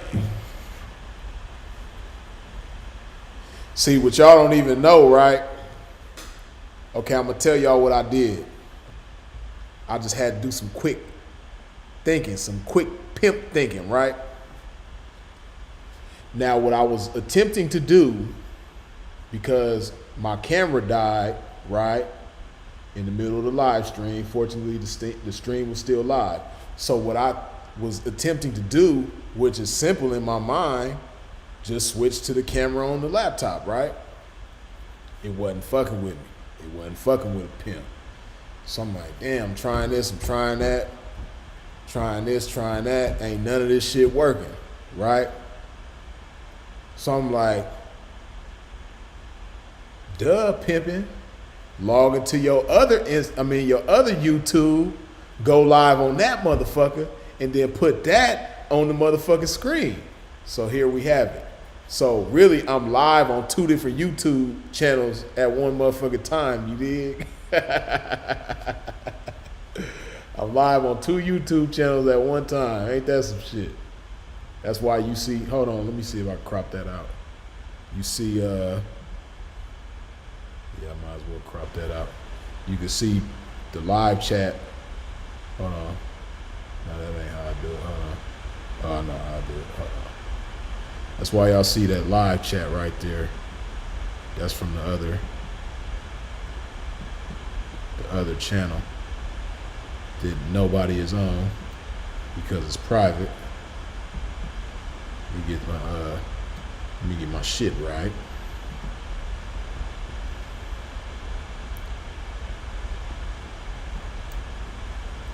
I hope y'all learned something from just watching me go through this little experience. See, now y'all know me a little better. Now y'all know how I operate under pressure, even though this wasn't no real major pressure, right?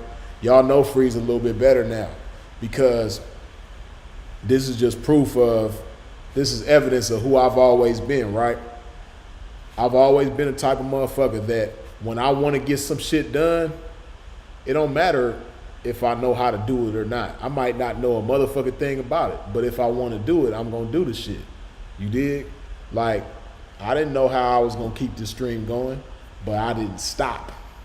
I didn't just say, fuck it. I could have easily ended this motherfucker and started a new live. That wouldn't have been hard to do, but I wanted to keep this motherfucking live going. So I figured it out. You know what I mean? In a very unconventional way, I made the shit happen, you dig? And see, when we say that a hoe is a reflection of a pimp, motherfuckers don't understand how deep that goes, how deep that meaning is about the hoe being a reflection of a pimp. You know, because the hoe is a reflection of a pimp, you have to exercise every opportunity to be godlike in front of that hoe if you some pimping. So that's what I do. I exercise every opportunity to move in a godlike fashion on a bitch, in front of the bitch. You dig? Because if she know that the motherfucker that she's representing will stop at nothing to make shit happen and, you know, just can't be stopped. She just representing this unstoppable motherfucker that's just gonna make it happen at all times, whatever needs to be. And he's the master of himself, and you know he can't be dictated or pulled one way or another by outside forces like, you know, curses to the left, praises to the right. He gonna keep his eyes on the prize. He gonna stay focused. He just can't be swayed. When a hoe know that she representing a motherfucker like that, and she's gonna reflect that, she know that when she go out there to do her job, a trick ain't no match. There is no trick that's a match for her. He's gonna get conquered. he's gonna be conquered and she's gonna get whatever the fuck she want out the situation because she know that she ain't gonna stop at nothing in order to make it happen. Why? Because she learned that from the motherfucker that she representing, and she reflects that when she goes out and does whatever she does, wherever she is. She's a reflection of a motherfucker that will not stop until he gets it done. So guess what? She is a hoe who will not stop until she gets it done. One of them type of bitches that ain't coming in. I'm talking about, man, I had a hoe one time, man, it was so beautiful. Young bitch too, right? Love break.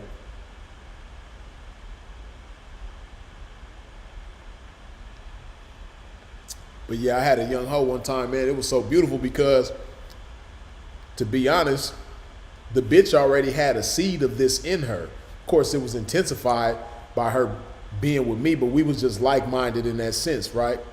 But this hoe had been down from like 7 in the evening, and it was like 8 in the morning, right? And the bitch had made $600. And when I say the bitch cried, crocodile tears, not like them sad tears, but you remember when you was a kid and you was trying to do something as a kid and you just like, you was so frustrated you just start crying, not like, not no boohoo crying, but like you just so frustrated you just start like tears just start coming out your eyes. That's how this bitch was, right? She was really in tears because all she had made was $600 that night. You dig? And my whole thing was, you know, I wanted her to get in at a decent hour so she can get some rest and, you know, do the things that she got to do in the daytime in order to prepare for the evening time so we can get back at it the next night, right? So, like I said, this bitch was crying because she only made $600. You know, it just really goes to show, like, you know, certain things don't have to be spoken, right? You know, when you know that you representing a high caliber motherfucker, you know, you want to do everything in your power to please him as a hoe, right? This is how a real hoe, her mind works. A real hoe's mind is like, man, I'm representing the flyest, most gamed up, sharpest, best pimp in the game. You know, 600 ain't a sufficient trap. A lot of bitches would have celebrated. A lot of bitches would have been cool, you know, and a lot of P's would have been cool with that too. But the bitch cried and she told me, she said, please don't allow me to come in again with only $600. You know, because in her mind, like, anything less than $1,000 is just unacceptable. Anything less than $1,000 is just unacceptable, right? So, this bitch was like, please don't let me come in ever again with less than $1,000. Don't ever let me come in again, please, with only $600. Bitch pleaded with me. I'm like, all right, bitch, cool. I got you. So, the duration of the time that I had her, you know what I mean? We stayed with that. We kept that up. And it was a beautiful experience for the both of us.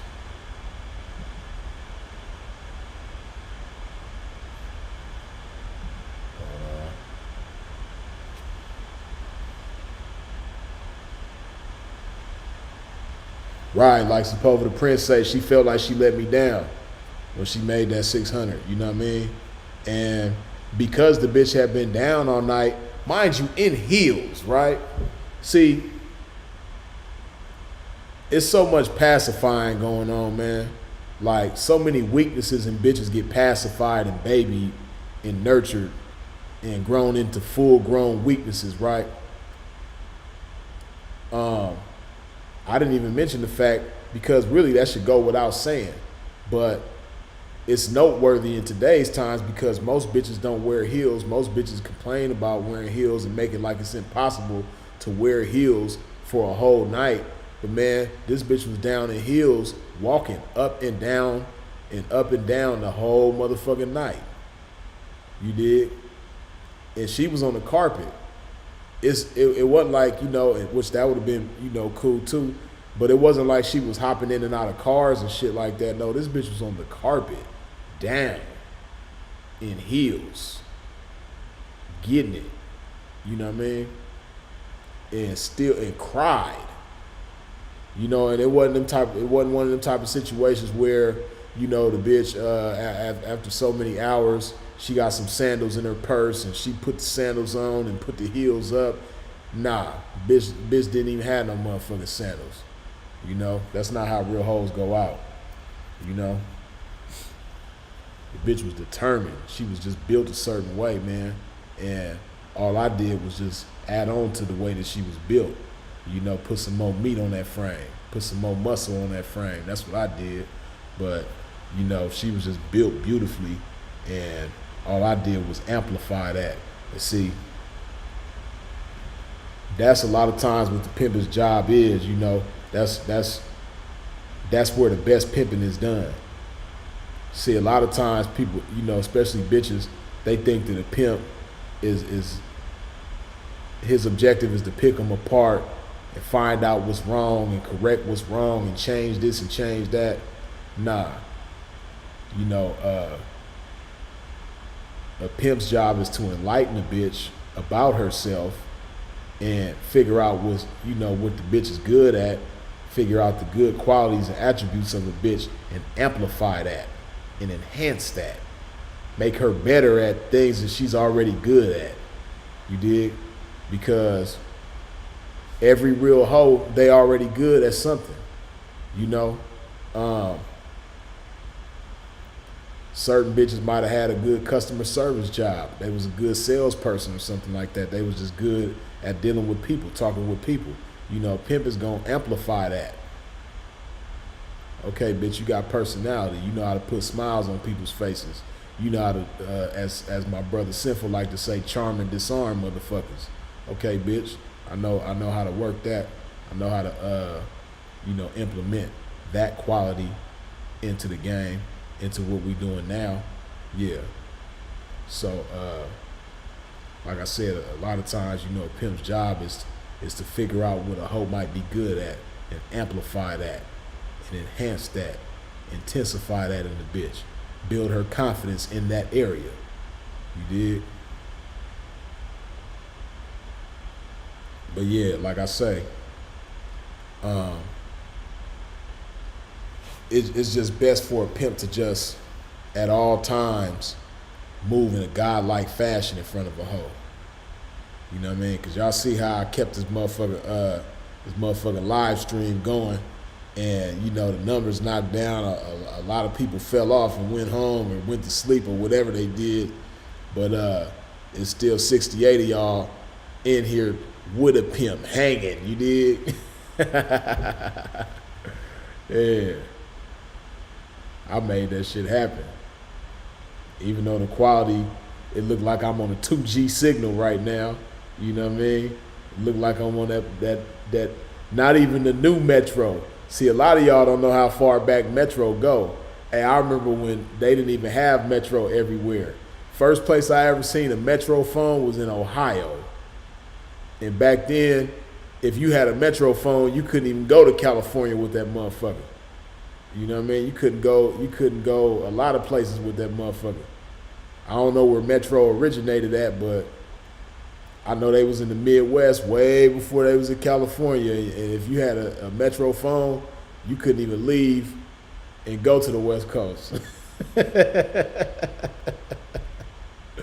That's how far back ago I remember Metro, man. I remember Metro way back. You know what I mean?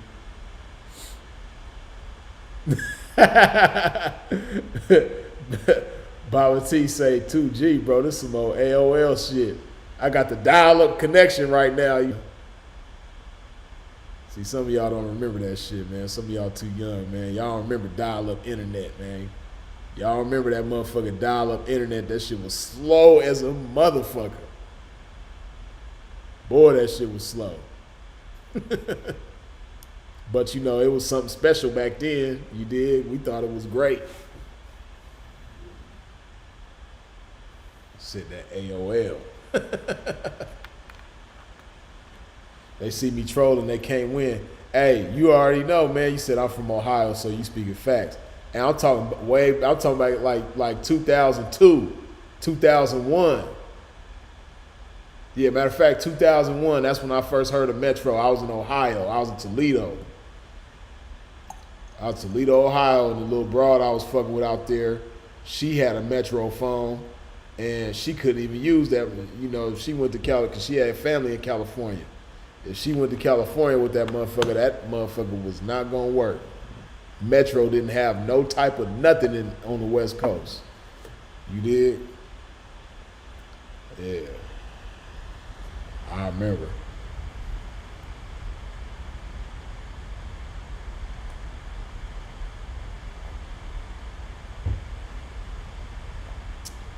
Yeah, I go so far back, man. I remember how Verizon even came about. See, a lot of y'all too young to even know about GTE, the phone company GTE.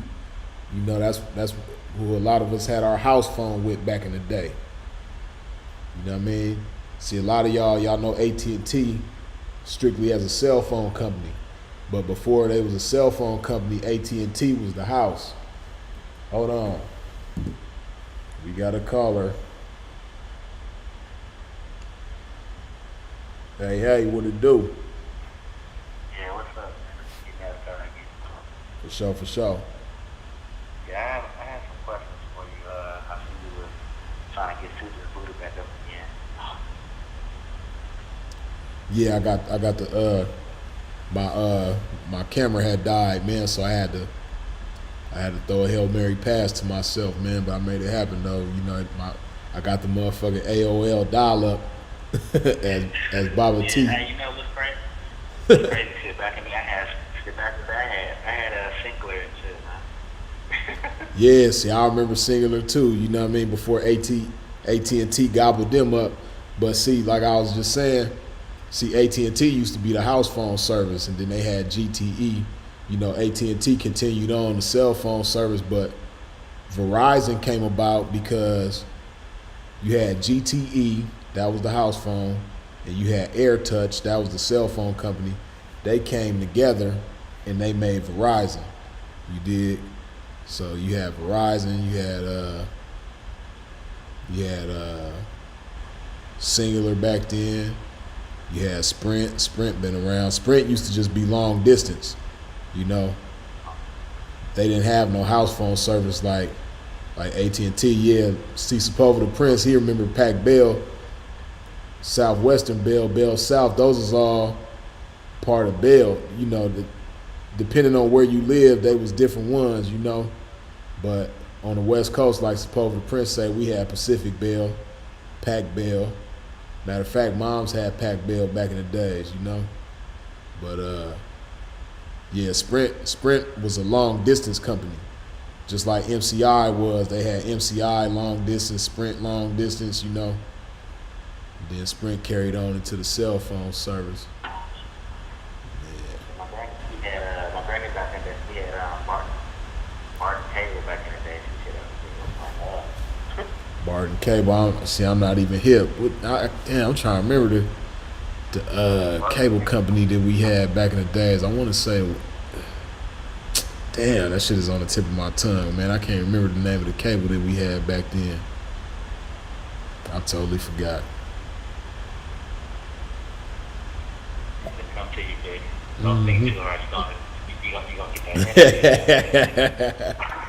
Nah, man, you know, I got like 1,000 terabytes a game in this motherfucking brain, you dig? So yeah, man, you know, shit, it's gonna take a lot for this motherfucker to short circuit. Hey, but you already know. See, people don't think hoes do. Get what I'm saying? See, we don't do shit but collect. So, like, shit, you're nigga. But see, like, I could ask you real quick. You know, like, how do you move so freely and spit someone's game and not worry about the boys behind you because they giving out football for another shit? You know, one team to another. You know, I just want to make sure how you get to move freely and talk how you do and not worry about motherfucker behind you and shit and work on yourself. So, fuck with it. You know? Well, you know, you got to worry about people when you doing things contrary to the law, and you know I don't do none of that. You know I talk a whole lot of shit. You know what I mean, but I don't do nothing contrary to the law, so I ain't got nothing to worry about. You know, I seen 21 Savage say some shit in an interview. He was saying how, you know, people expect rappers to be a certain type of way and live what they rap about, right? And he was saying, you know, actors, they don't look at actors that way. You know, like Denzel Washington, he done played all different kind of roles. You know, he was Alonzo on Training Day. You know, he was Malcolm X. He was, you know, all these different characters. You know, he done played police officers, good cops, bad cops. You know what I mean? He done played all kind of roles, but, you know, people don't look at Denzel like, ah, man, that nigga fake, man. That nigga ain't Alonzo in real life, man. That nigga, he fake. You know, they don't look at Denzel like that, but they look at the rappers like that, you know what I mean? So I kind of, you know, hold myself to the same, you know, regard, you dig? Like, you know, I'm just, you know, don't expect too much from me, man. I'm just an entertainer, you dig? I'm a very, very, very, very, very, very, very realistic entertainer, though. You dig? Yeah, we cool. Yeah, hey, sometimes I be having myself food, man. I don't know nothing past this shit. For sure. I had a story. Well, actually, this was a true story. I had tried to. You know, she was a stripper and shit, older than me. You know, I'm trying to, you know, put some game in her back in the day, and she was down for this was bipolar. She was real crazy and shit.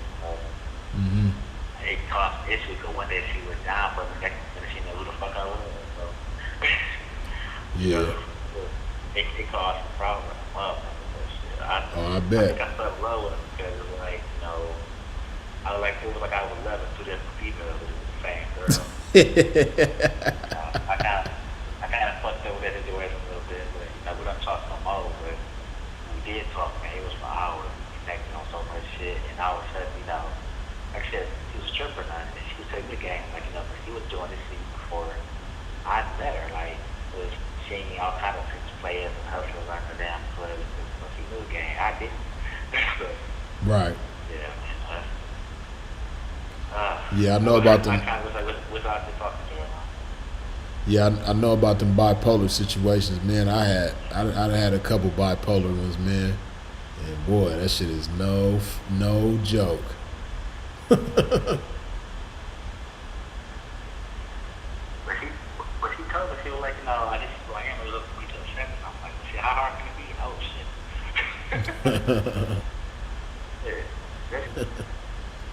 Yeah. I ain't know whether I just sat with pee or just called police. I didn't know. Yeah. So I met her through her friends. So like her friend I met, she was like, okay, well I see you trying to do this shit. So let me give you my friend number, and that's how we connected. But like I said, she was showing me a rope, showing me what to say, not to say. I failed. Like I listened and I just didn't listen sometimes. I was like, well, I'm gonna try it. Right. Okay. I said the consequences of me trying it. So, you know, and I said, my last question on. What's up? A certain type of mindset. I mean, like, you know, I kind of feel bad for the ones that go off the ones that, like, they can't think for themselves, they slow, they don't know what tomorrow is, so it's like, they won't even get. I kind of feel bad for like, that's like, you can't really get nobody that's normal, man. You gotta get somebody that's not like, I mean, that's kind of like slow myself, so that'll take that or no. What you talking about, like for the female to be that way? Yeah.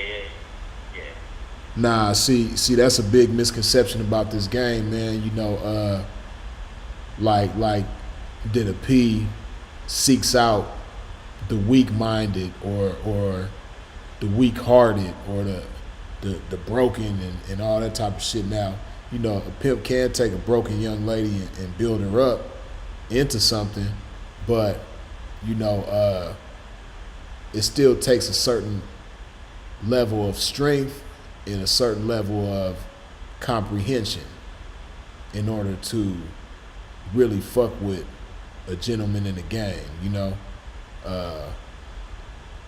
Like me, I can't deal with no stupid bitch, and I can't deal with no weak bitch.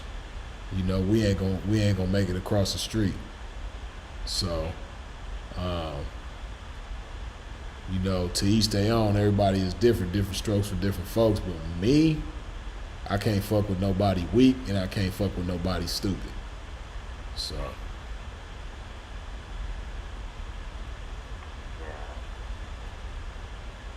This boy Bobby Fischer say, I love a bipolar woman. Challenge for me. Bobby Fischer, you know what I mean? He's so obsessed with chess, you know what I mean? Chess is such a challenge, you know what I mean? He trying to carry the challenges off the chessboard and into the woman's mind, you know what I mean? He want to be challenged with the bipolar syndrome and shit like that, man. You know, hey, Bobby Fischer, I like challenges too, man, but I ain't up for every challenge though. You know, me myself, I don't like the challenge of the bipolar woman. I'm cool. And see, that's the thing. See, bipolar you will stay putting your foot in her. You will stay putting your foot in her because, like, 1 minute you might be like, "Hey, Chocolate, come here," and then she's like, "Okay, just that," and then shit again. Who the fuck is talking?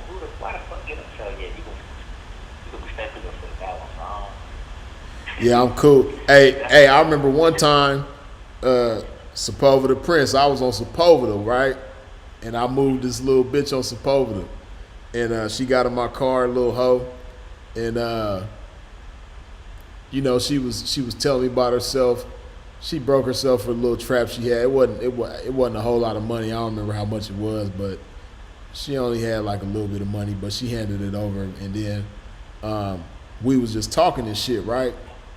And she was like hella cool, like real cool, you know. And then she was like,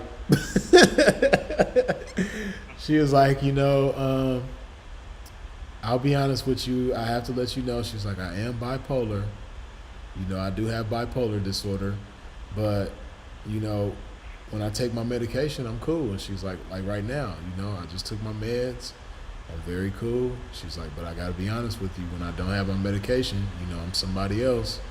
And she was just talking cool as a motherfucker this whole time, and I'm like, I'm looking at her like, right, okay, yeah, that's okay. I got you. Woo, woo. Man, I never seen that bitch again after that. Never seen her again after that. I was cool, you know what I mean? I wasn't trying to continue with that, man. But it was funny, though, because she didn't display any type of bipolar behavior.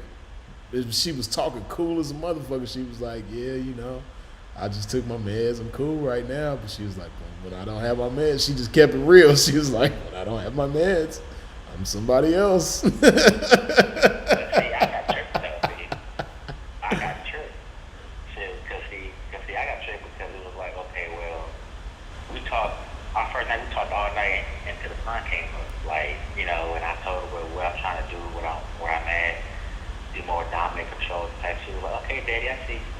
It wasn't until like 2 weeks later I was like, you know, bring that ass here or something like that. And she looked at me like, who the fuck? And then that's how I know. She didn't tell me how, you know, over told you, I was tripping. But it was crazy. Like for the first 2 weeks, she was on her meds every time you seen her. She's like, oh shit, here he come. Take them pills. Hey, I thought about that movie up here minutes in that damn mail truck. Nigga, you're going nowhere. Hell yeah. Right. She was like, I get a little crazy. Oh man. That nigga was screaming like a little girl. Yeah.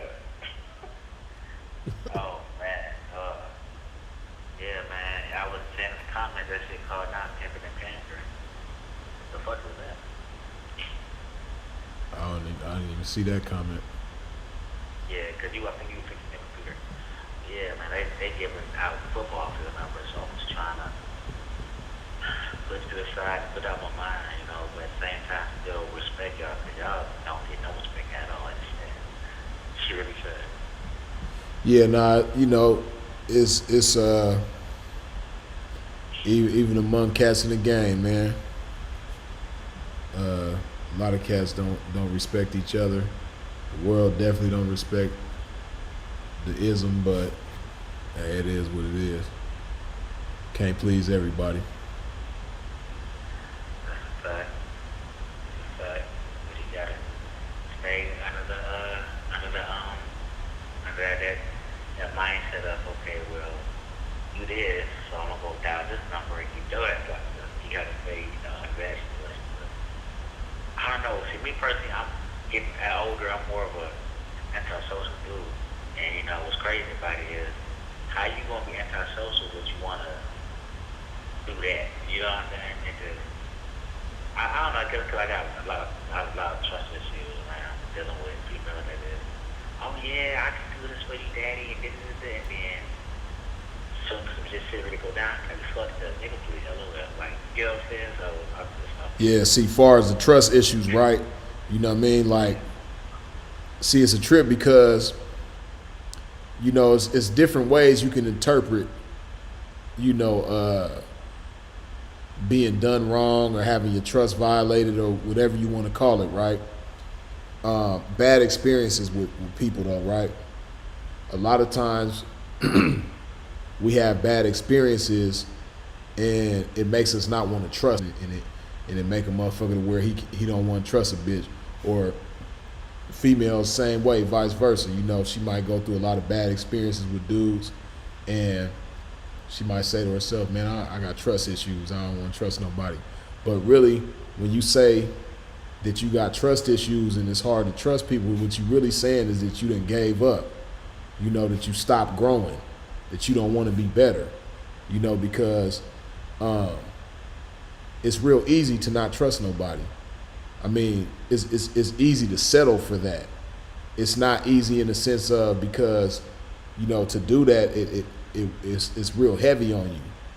When you can't trust nobody, like when you really truly can't trust nobody, when you don't have nobody that you could trust, it's burdensome. It's really heavy on you because you got to work a lot harder. You got it's a lot stressful. It's a lot more stressful. It'll drain you mentally, you know. Just when you really, really, truly can't trust nobody, you know, it's a heavy burden on you, you know, as opposed to when you can trust somebody, you know. So like I say, in a sense, it's easy to say, you know, to just settle for that and say you don't trust nobody. But it's really bad language, though, because what you really should be saying is like, I need to learn how to trust better. You know what I mean? Because if you know better how to delegate your trust moving forward, then it's gonna be like me, for instance, right? Of course, I done had my trust violated just like anybody else in the world. You know, human beings just living life, we get our trust violated, and we feel like we can't trust this person, that person, or the third. But me, I do my best to learn from them experiences and be sharper with game moving forward, and just make my trust not so easy to have. You know, so it's not that I got trust issues and that I can't trust nobody. Like, no, it's just I trust not so easily. I trust less people. You know, I know not to trust everybody. And I know how to position people to earn my trust. You know, now it's gonna be a lot harder for motherfuckers to earn my trust. So it might be long periods that I go where, you know, certain females, you know, I don't have nobody around because, you know, it's hard for a female to earn my trust. It's not impossible, but it's not easy. So that's really, I say all of that to say, you know, you want to come to a point where You just get better at delegating your trust. Be more responsible with your trust. Because when we're young, we don't understand trust like that. We know what it feels like to trust somebody, but we don't really know how to dish that trust out. You know what I mean? That's just like sometimes when you're a kid, right? You don't understand the value of money, and your moms give you some money, and then you go outside and the ice cream truck pull up and you buy all your friends something off the ice cream truck. You know what I mean? And after that you broke. I spent it on the ice cream truck. I bought all my friends some money. And then moms be like, boy, you done spent all that money on your friends. Watch when they get some money. They ain't gonna do the same thing for you. And then it turned out to be true. You know what I mean? So you learn a lesson from that. You learn how to be smarter with money. You know what I mean? You don't say, oh, money is bad. I don't like money.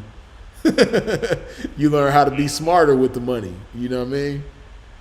And so it's the same thing with trust or anything else. You just gotta learn how to be more responsible with your trust.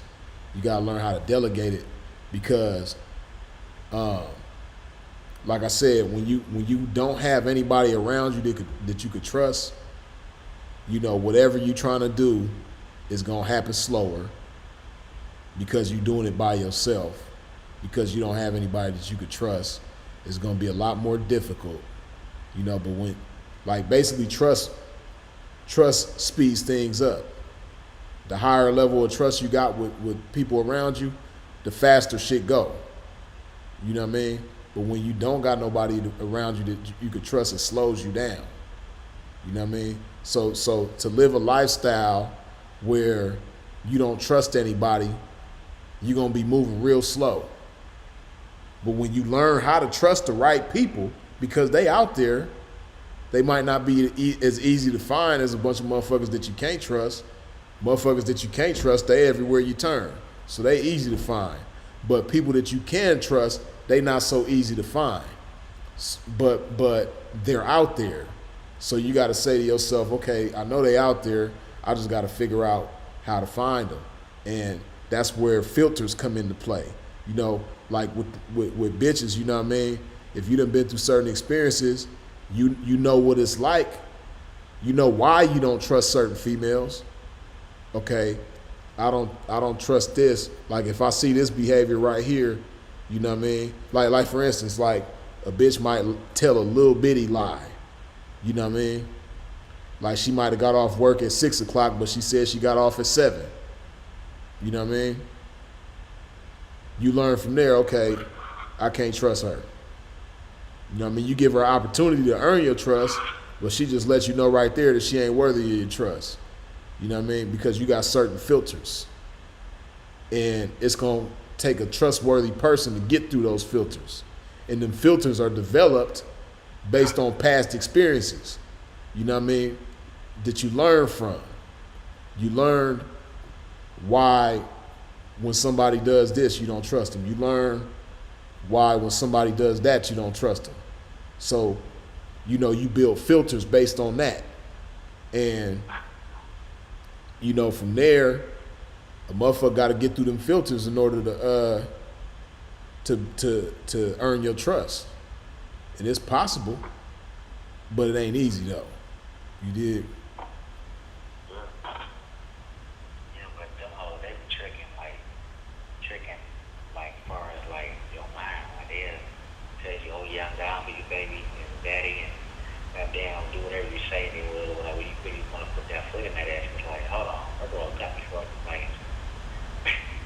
That's what I mean by that. Doing that shit like tricking your mind, like you think that she would be down for a beating and something else. She flipped the game and goddamn how your ass put your foot in her ass. All within 20 seconds. Yeah.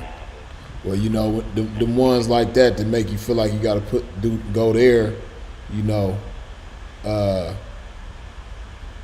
Those is the ones you really don't want to be around. Because if that's something that's really going on, then you're not really being the best that you could be. Because when you go there, you reducing yourself, and sometimes it might be necessary, you know, depending on if somebody like really trying to cause you harm or trying to violate you in some type of way.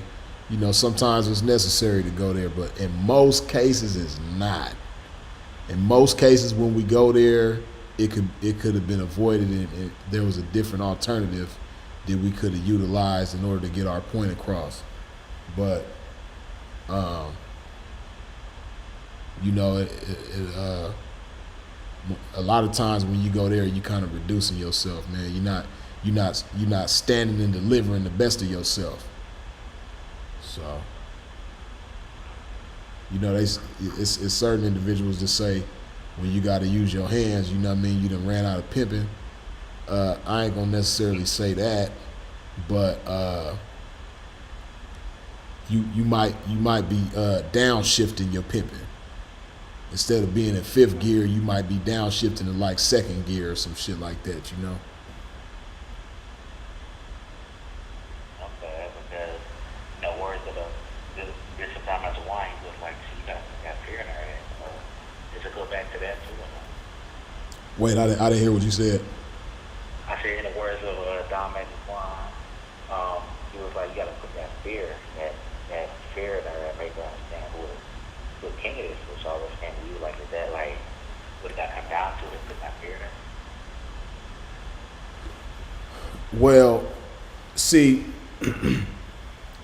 when you say fear, it's not like the type of fear where, you know, the bitch is just like in constant fear, like for instance, like, it's not the type of fear of, you know, like living in a bad neighborhood, you know, where you just feel like it's constant danger around. You know, it's not that type of fear where you feel like you're in constant danger.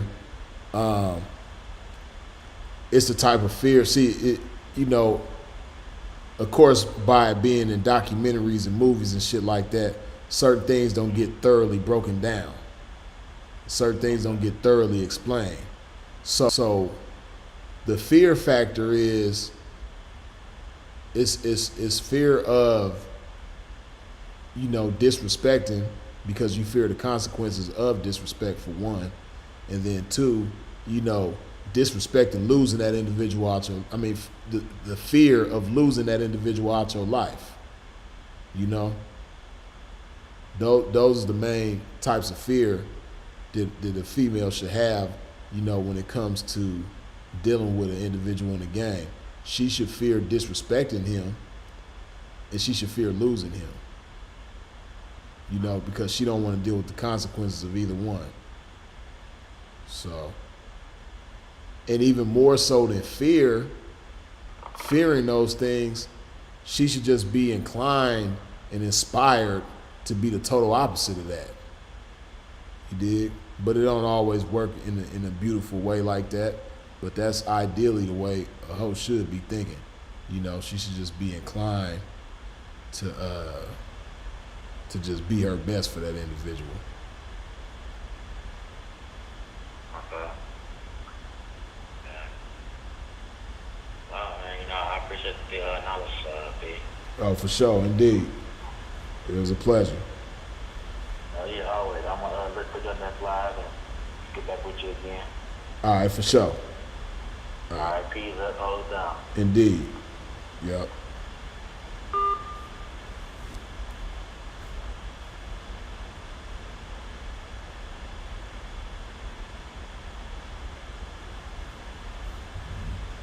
Hold on, man. Is y'all deleting?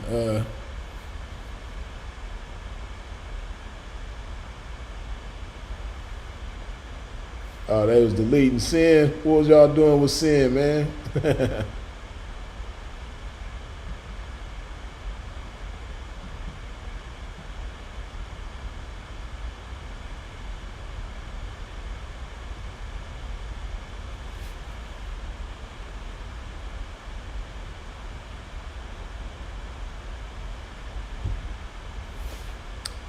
Hold on, I saw somebody earlier.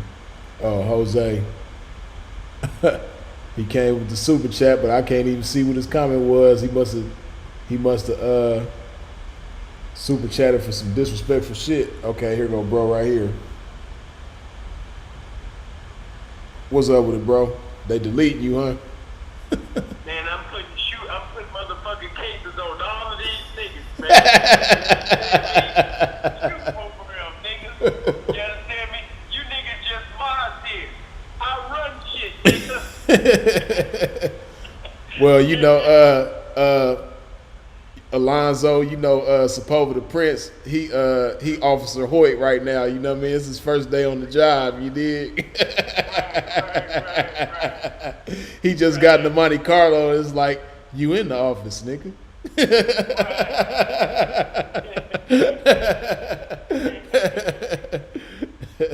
Oh, shit. Nah, I'm just fucking with Pete just to let him know, man, it is me. I kind of like the way he did things simply because you really can't just accept that it's just me because there's so many fake simple P's. Oh, man. So Right. He did what he was supposed to do. You know what I mean? So, you know what I mean? It is what it is, man. It is what it is, man. Right. Yeah, I just want to call in and get confirmation, man. You know what I mean? That it is me. You know what I mean? So Pete can bag up off me, man. You know what I mean? He still technically has to let me in the club, man. You know what I mean? We still talking to the door, you know? So, yeah, Pete, go ahead and handle your business. All right, for sure. Hold on, matter of fact, let me hand bro his shit so he don't have this problem ever again. Alright.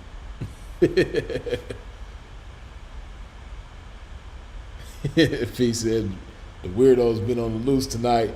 Yeah, they always on the loose, man, but nah, like he said, you did what you was supposed to do, cause I mean shit, you been around, so you know just as well as the rest of us, man. Like it's like a million fake sinful to peas. Sometimes it'd be like 4, 5 of them at the same time in the same chat. It's like, damn, how many sinful to peas is up in this motherfucker?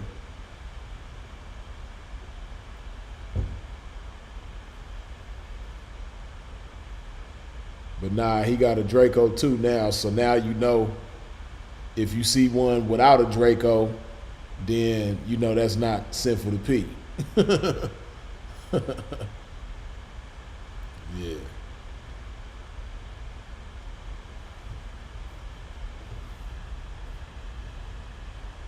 Yeah, man. But yeah, y'all see the number at the top. Okay, here goes somebody calling in again. Hey, what it do? Say, man, you know, I said, I had to call in the bed if I let y'all know that's me too, man. You know, talk about, and tell Lawrence Brown, yeah, man, I be out there on Sepulveda, man. I mean, I ain't got the name Sepulveda because I keep the bitch in Motel 6 all day, so yeah, man. But yeah, free though, man, I had to, you know what I'm saying, call in too, man. I was going to call that earlier, please. Well, you know, look, man, you know, like I say, man, you know, hey, man, everybody ain't this, man. You know what I'm talking about? Oh, I know that. I know that for sure. It, nah, you right. You right. I don't be feeling it like you don't be feeling it, but you know, it's good exercise though. You dig? Right. I think that, right? PK, because I was gonna shoot an direct to you when I asked. Man, any other minds in the room? Because I didn't want to just, leave, you know what I'm saying? Put the G-Ride over and shit, you know what I'm saying? I didn't want to put the G-Ride over and right. You know what I'm saying? So then Tom came bidding around the corner and the cousins, like, you know, right here. I was like, okay, cool. You know what I'm saying? So, man, right. They said, I'm like, the chat that I deleted, some Jose Garcia nigga, I don't know, man. You know, fool, he a groupie and shit. You know, he can jump into the room. But this nigga was fucking with the computer. You know what I'm talking about? Right. This nigga, fool talking about, what is this, and this, that. Then he get to asking questions about, what we feel, how do you feel about Trump? And I'm like, okay, cool. No, yeah, okay, I understand. You know I seen something about that, like, but like you said, at the time I was trying to get the screen right and shit, but I seen somebody ask something about Trump, but I didn't look too far because I was preoccupied. But I seen that out the corner of my eye, though. Yeah. Yes, I let the first one slide. Right. Okay, bro. The fool said, he said something weird again about, this time he said something about, we feel about Trump. He said, man, they look Trump locking up pimps everywhere. I'm like, that ain't nothing new, nigga. That's been going on forever. So then I'm like, oh yeah, you with the funnies, it's late night. You ain't got shit to do, you know what I'm saying? You probably didn't even used to being up these hours, man, you know what I'm saying? So Right. I'm like, yeah, man. Got to go to work in the morning, all that shit. Yeah, man. You know what I'm saying? So I'm like, so with get full up out of there, right? And then when he come back with the $2 holler, I'm like, oh, nigga, matter of fact, nigga, we gonna take the money and we gonna kick your money. He paid to get in and got kicked right out of. Hey man, we got on some real shit, P. Like when you go back and you look at the shit, damn freeze, the motherfucking that's crazy because the computer froze. Like when freeze, man, wind was coming up over from the congregation. Well, they're like, oh, hi freeze. I'm like, okay, but they said, oh, what's up, Sabone? I'm like, hey, what's happening? Right. Then, you know, come on, I mean, y'all niggas, man, come on, we know their attention sometimes don't be that long snap of a finger, you know what I'm saying? So Right, then, right. You know, and I'm listening to, what's going on and shit. I'm just like, that ain't this. I don't give a, it's just, it ain't there, you know what I'm saying? Right. Even the lingo, like, nigga, you ain't even really catchy with the lingo, like, you said Yeah. you got that shit up off that VHS or some shit like that, you know what I'm saying? Like, come on, my nigga. Like, come on, man, you know what I'm saying? So, yeah, man, but yeah, hey, CFO, man, my bad, P, I wasn't for sure, man. Because when you get good, I listen. And you saying the right shit, okay? I know the picture, okay, that's cool. But I'm like, Right. But nigga, where your Draco though? You know what I'm saying, nigga? You ain't Right. got no Draco.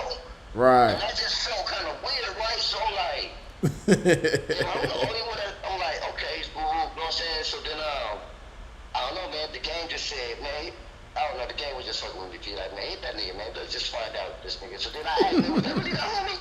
Yeah, I think so. And then Tom was like, yeah, I think so. And I'm like, I don't know, P, I just wasn't really certain, and I said, you know what I'm saying? I'm like, well, fuck it, man, if that's the homie, he gonna make it be known as him, you know what I'm saying? So yeah, my bad shit. Hey, shit, pretty smart though, P, because he said he couldn't get a Draco. Nah, see, you gotta remember, because you remember for a long time, I didn't pass them out. Didn't nobody have one, but then it was one, because most of the time when I be live, I be on the phone. But it was just one particular time that I was live and I was on the laptop, and since I was on the laptop, I was passing them out because I didn't know how to do it on the phone at the time. At the time, now I do know how to do it on the phone, but back then I didn't know how to do it. So whoever was there that day, like you wasn't there that day, you know what I mean? So whoever wasn't there that day didn't get one. It was a lot of people that should have got one that wasn't there that day. Yeah, Goldie too. Yeah, that's what I peeped. You was on one of it was one after the little I don't want to call it a peel down, but after the little bullshit out. Right. Out there in Arizona, right? Right. And I'm like, yeah, where is the homie Draco at? I'm like, matter of fact, man, we both need one and shit. I'm like, what's really going on around this motherfucker? Yeah, matter of fact, I think I remember that. Yeah, but I think I was on the phone, so I didn't know how to do it. Yeah, I didn't know how to do it at that time. Yeah, man, nigga out here posted up. I'm out here on this thing over here, the 100 shit. I don't stay too far from up over here, man. Nigga didn't really feel like doing. Shit, man. Already, like you were saying earlier tonight, man, ain't too much. Like somebody asked earlier today, like what happened with Century Boulevard. You know what I'm saying? Oh, okay. That shit, nigga, the laws. That's what happened. You know what I'm saying? Food Right. laws trying to warn the police. And then I had to get back at him, like, when nigga Century did used to go, like, man, ain't too many niggas we knew about Century. Now that you know what I'm saying? Right. That was like my beginning. Let me learn this shit state, things like that. You know what I'm saying? I met a lot of reputables out there on that Century. You know what I'm saying? Like that McDonald's, you already know, man. Yeah. You know what I'm saying? So, yeah, man. So that's why. So that's why that's why I be up, man. Fucking with y'all niggas. I'm already up, and you know what I'm saying? Right. Plus, man, I don't really gotta, like, no, I don't really gotta, come on, I don't really gotta go too far, do too much, you know what I'm saying? Mine, you know what I'm saying? She over here with her peoples, and she Right. over there with Granny, you know what I'm saying? Right. This one got, you know what I'm talking about? This one got the little buckets, you know what I'm saying? The little get around. And sometimes I might have to go get her, whatever the case will be, you know what I'm saying? So, Right. a lot of times, you know what I'm saying, that, you know, because there be sometimes, man, I'll be like, okay, well, look, I'm up over here, what's happening? Man, we up over here, you know? Yeah, you know what I'm yeah, saying? indeed. So, yeah, man, so I'm gonna go through really out here with this shit, man. Oh, You I'm know what already saying? knowing. I'm already knowing. Yeah, man, so I just had to just come in, man, just, you know what I'm saying, you know, add a little water to it, man, because you already got the seasoning going on with it and shit, you know what I'm saying? But we had to change that flavor a little bit, though, man. Yeah, so, you know what I'm Yeah. saying? So, yeah, man, yeah, man, but besides that, you good, though, man? Oh, indeed, man. Yeah, man, shit is beautiful right now. I got zero complaints, pimp. Man, for real, bro. I say it all the time, man. You know, we gonna always wish it was better, but man, I thank God it ain't worse. Man, I thank Man, God it for ain't real. worse, man. Cause as long as a motherfucker ain't in a jumpsuit somewhere, eating that spicy bologna and that peanut butter and jelly, man, a motherfucker cool. Real talk, real talk. Yeah, because even some of the shit, and it was crazy because even some of the shit y'all was chopping it up about, you know what I'm saying? We were discussing that shit last night. And seeing Lil Live and shit, man, I was just like, you know, just basically saying, man, all y'all niggas that's listening to this shit, man, you know, it's just, I don't think they really understand that, man, you come in and saying shit, you think you're saying the right thing, but it ain't what you're saying, it's your delivery. It's not hitting it's not this, man. Right. It's just not this, you know what I'm saying? Right. And y'all niggas be so worried about, you know, why, what about this? What about that? What should I tell them? Yeah, I mean, you know, this shit ain't legal, nigga. You know that, right? You know what I'm saying? Right. Yeah, man, you know what I'm saying? Right. You know, yeah, man. You know what I'm saying? Like, nigga, so I just want to put that out there in the scene. Oh man. nah, Like, yeah, shit be- indeed. I know exactly what you're talking about.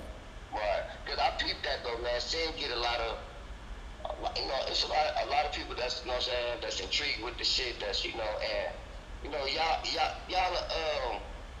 niggas are like a good combination, man. You know what I'm saying? Cause Sin is more outgoing, more comedic with it, this and that. You know what I'm saying? Right. And Freeze, you more like laid back, blah, blah, blah, you know what I'm saying? Right. You said some shit though, man, you know what I'm saying? And all the stuff, yeah, you know what I'm saying? We get to laugh and stuff like that. That just went over so many people's heads, you know what I'm saying? Right. You know what I'm saying? Yeah, Oh man, yeah. you know what I'm saying? So, and yeah, they just make a good combination, man. You know what I'm saying? I heard about the little shit that went on earlier today yesterday with the, you know what I'm saying, with the fools up over there doing what they do and shit, but man. Right. I told the boy, and I said, motherfucker, a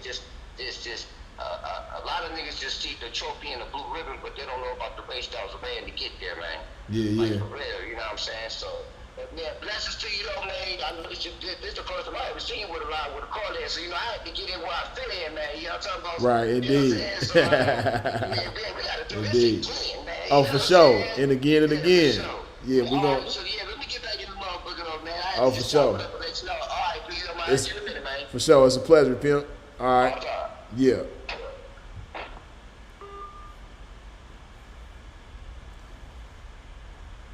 Man, it feel good to hear motherfuckers say all the time. Besides myself, you know, that's something we, you know, those of us from LA, we say that all the time, man, all the time. Everybody don't understand it though. Hold on. Yeah, Skirt Sink, man, you know, yeah, my camera died, man. You know, when we started out, it wasn't like this, man. My camera died on me, and I had to switch to the motherfucking the AOL dial-up connection. So that's why, you know, the audio might sound cool, but the screen looked like, man. Matter of fact, hold on. We might can get it together right now. Hold on. Just like to get it together.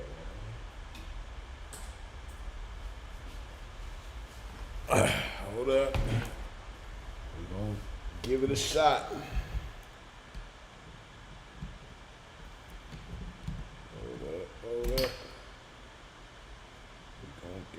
shots. We might got enough juice.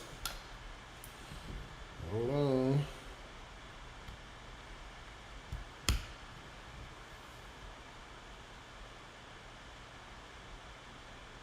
Hold up.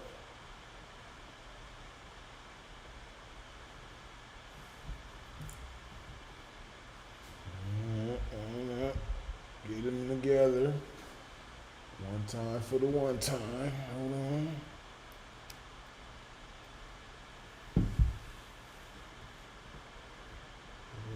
Hold up.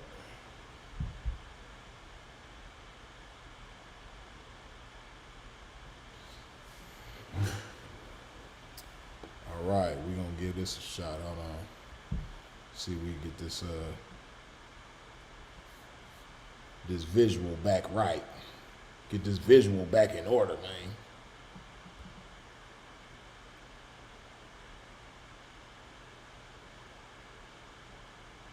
Okay, I think we good. Hold on.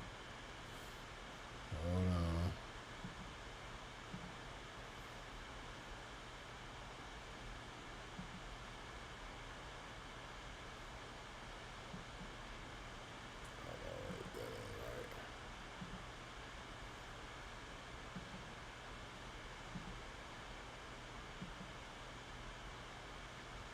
Okay. Yeah.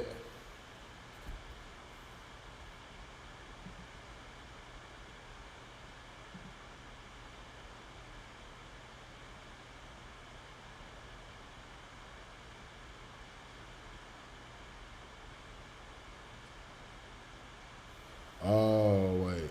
Okay, hold on. Now I gotta do this part. Oh, no, wait. Oh, no, that ain't. Wait. Damn. How did I get that shit? Wait a minute.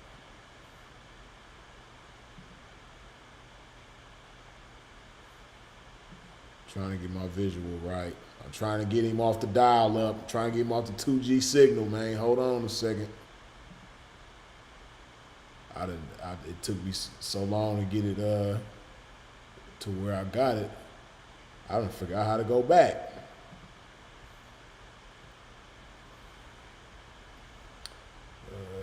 Let's see. Okay, this is straight. Hold on. Okay, hold up. Bam, that might do it. That might do it. Hold on. Let's see.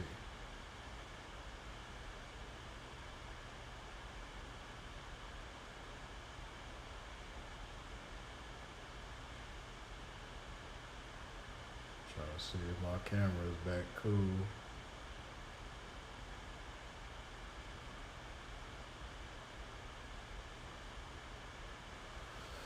Hold on. Nope. That didn't work. Man, how is it still? This shit crazy. This motherfucker got mind of its own.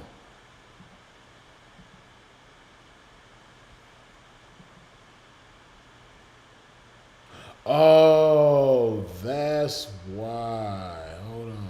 Let me see.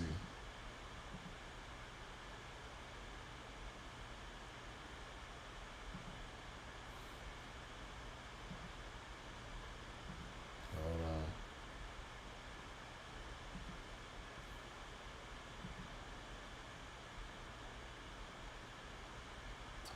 I'm getting it together, y'all. Bear with it, pimp. Trying to get the visual back on point.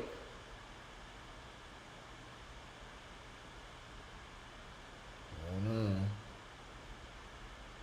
This shit moving slow as a motherfucker. Damn. Got a pimp with this old dial up ass shit.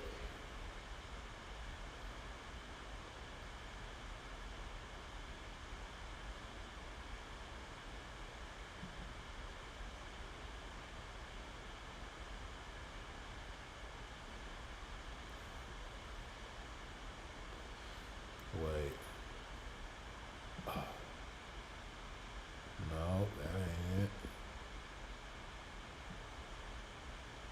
Why is it still on that instead of this? This is weird.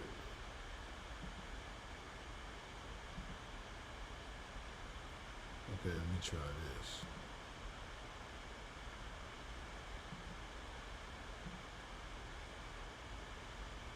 Okay. Did that do it?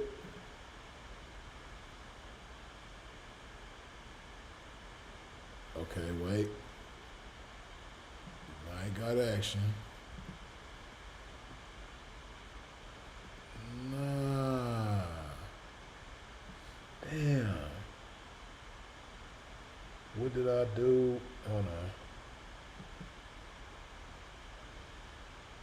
Okay. Oh wait, what's this down here? Wait, what's? Damn, what is that?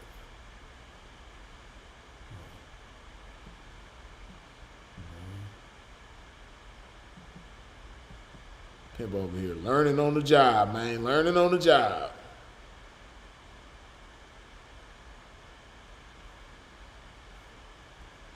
I'm trying to figure out how I got this shit. Like, I mean, I know how I got here, but I'm trying to backtrack and get back where I was.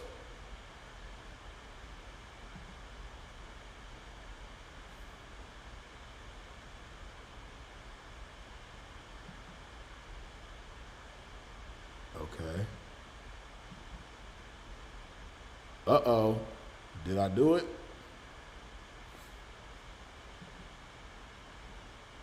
Nah. Man, I thought I did it.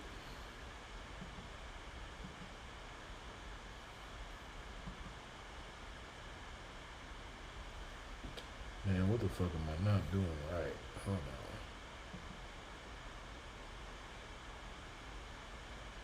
Oh, duh, pimp.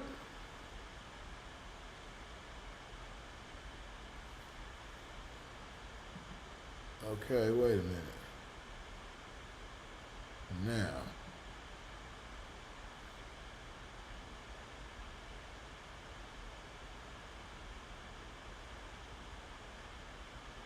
Hey. Man, this shit crazy.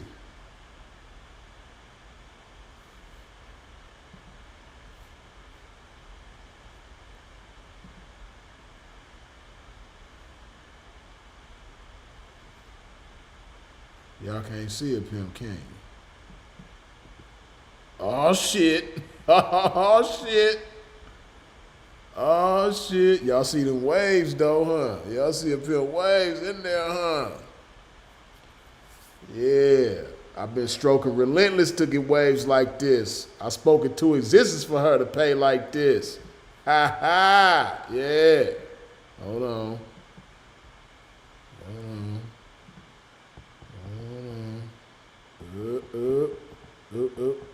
Bam!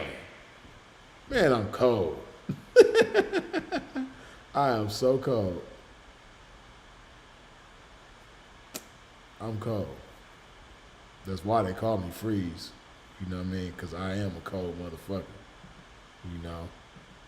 And I'm learning this shit as we go. But I'm so cold, though. Bam! Yeah, man. Determination. Be in this one. Yeah, that's the first time I went live on that channel.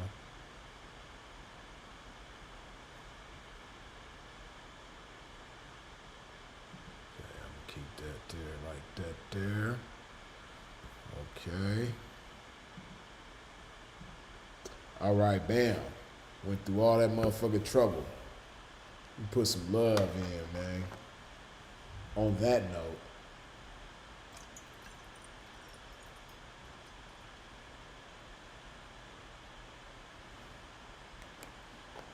Hey, far as these pimp tunes though, you know, pimp can't play certain shit because, you know, copyright strikes and all that old type of shit. But hey, Primo Rice got some new shit out called the Cross Country Tape. That motherfucker go. You dig? Larry June got some new shit out with Harry Fraud. That shit go.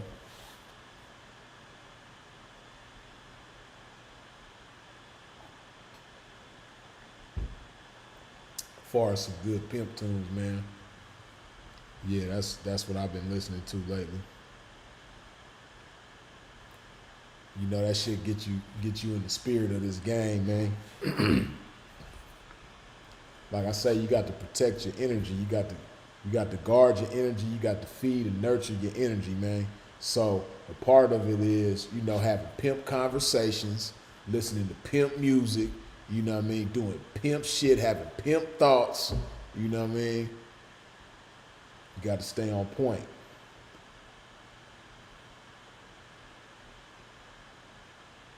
You know, because we in a square ass world, and you gonna have encounters with square shit because we in a square ass world. But you gotta have a good dose of pimp energy in your life at all motherfucking times. And your own pimp energy ain't always enough, man. You got to get your batteries recharged by some more of it, man. You know, as we say, none of us an island.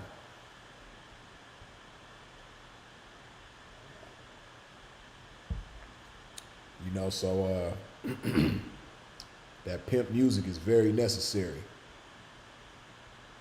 When motherfuckers is talking about your lifestyle, that shit is the soundtrack to your life, man. That shit is very necessary. Like me, I got to have some pimp music. I ain't gonna feel right. I ain't gonna, you know, it's kind of like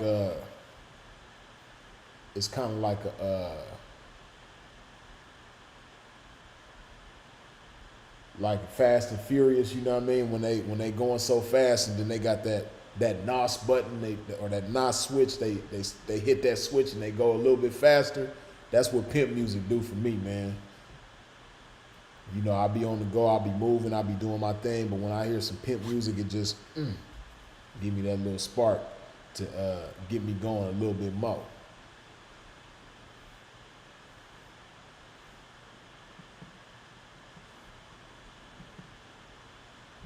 But yeah, see, bro was telling me about some, you know, some people who did some things the other day, you know, and like I said, when it comes to that social media shit, that's why I feel so good to be in the state that I'm in right now, you know what I mean, mentally and spiritually, because that shit don't even exist to me. All that sucker shit that motherfuckers be doing on social media, like right now, that shit really don't exist to me, you know? And I only hear about a little bit of it. I don't even be hearing about all of it because I don't hardly talk to nobody, you know? I got the few sources of good game energy that I need in my life. And man, I've been having one hell of a sucker-free diet. You know what I mean? Y'all already know I done cut out bread a long time ago. You know, I cut out red meat and pork over a decade ago. You know, pimp don't drink soda. Pimp don't drink alcohol. Pimp don't smoke or do drugs. You know what I mean? And one thing that's kind of hard to like not fuck with, cause you know, like with your diet, right? It's hard to cut certain shit out because certain shit is just in so much of everything that we eat. Like sugar, for instance, you know, it's hard to have like a sugar-free diet because so many things got sugar in it, right? You know, and I'm not talking about natural sugar, I'm talking about added sugar. You know, it's so many things that got added sugar in it, right? If you tell yourself like, you know what, I'm gonna have a sugar-free diet, you're gonna be left with very like minimal things to eat. And see, one of the most recent things that I cut out, which is something that I really love, is rice. You know, I've been like 5 weeks without rice, you know? And another thing that I cut out, you know, something that I don't love, but it done felt good to cut that shit out of my motherfucking diet, and that's that sucker shit, man. You know, that sucker shit it's in everything that we see and everything, everywhere we go, everything we eat, everything we do. You know, it's sucker shit every motherfucking where. So it's hard as fuck to cut sucker shit out your diet. I would be so inclined to say that it's easier to cut sugar out of your motherfucking diet or sodium out of your diet than it is to cut sucker shit out of your diet. I'm talking about sucker shit is just every motherfucking where. And if you like endeavoring to live a sucker-free life and have a sucker-free diet, hey man, it's a major motherfucking challenge. It's a major challenge. You know? And sometimes, you know, when you live in a sucker-free life and got a sucker-free diet, some sucker shit might creep in and wiggle its way in, you know what I mean, and get like a split second of your attention at times. But you just got to stay on guard. Like the big ass motherfucking bodyguards that Eazy-E used to have back in the day. I know y'all have seen that picture of Eazy-E. Got little ass Eazy-E with the big ass motherfucking bodyguards like this. You know what I mean? Them two big ass niggas. Like, that's how you got to be with your energy. You know, and maintaining a sucker-free diet. You can't let that sucker shit sleep. It's gonna try to creep in. You know what I mean? It take on all types of forms and fashions, and man, you know, it's just so many different forms of sucker shit. You know, it might turn into a vapor and creep its vaporized sucker ass up into your mix. You know what I mean? But you got to be airtight with your pimping. And you got to be airtight and stay away from that sucker shit, man. It's going to try to creep in. It's going to do it, man. When I know you done heard people say it's a full-time job to stay sucker-free. It's not even a job. It's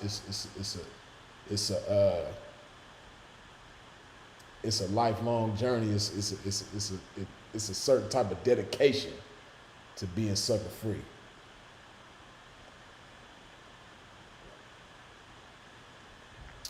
But I've been doing real good.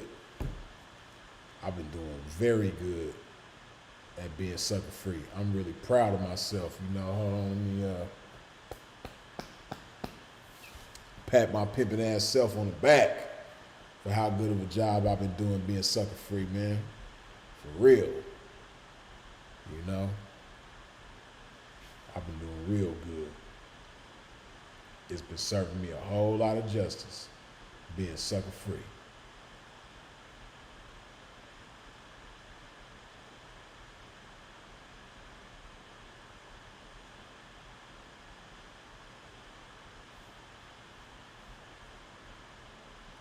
You said click stop screen sharing and then stream directly from the cam. I didn't see that option. Now I'm on Streamlabs right now. You know what? Hold on. It was something that I did earlier when I was practicing. Let me see.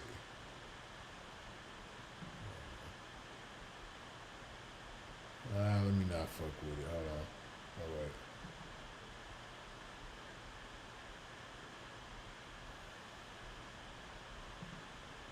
Oh, wow. You know what? That's funny.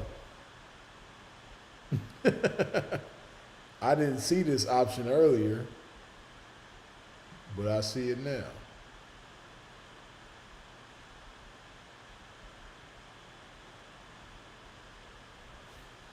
Okay.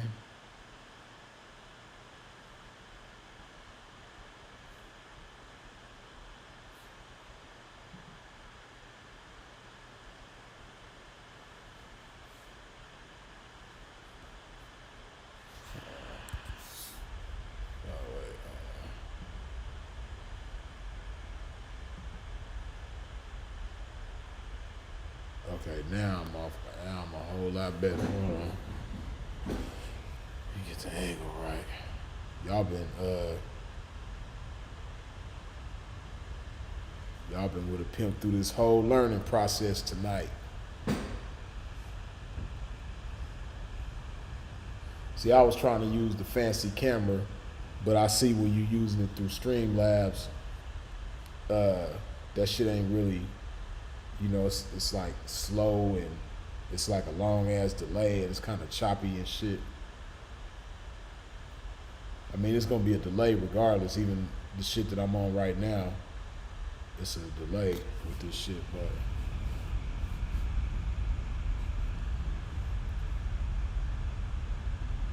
Okay, yeah, hold on. We get it a little bit.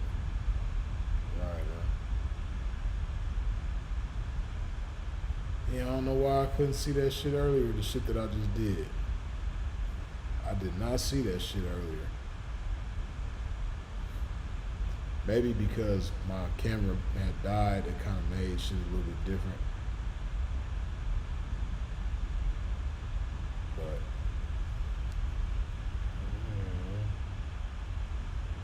okay.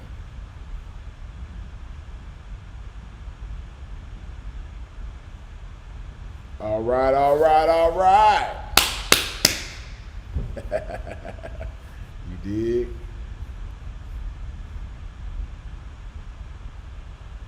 Yeah, see, I'm still in Streamlabs right now. Like what you seeing me on Streamlabs still. It's just that I'm using the laptop camera as opposed to the external camera that I've been using.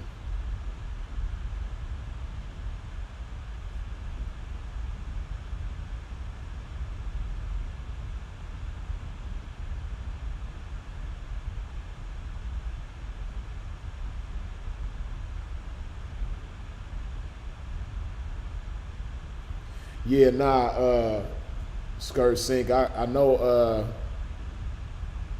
you know, like I said, I got Streamlabs and OBS and all that old extra shit to try to like be, you know, have the best quality. But I know without all of that shit, I could just use this camera that I'm using right now without the apps, without all the extra shit. I could just straight use this camera.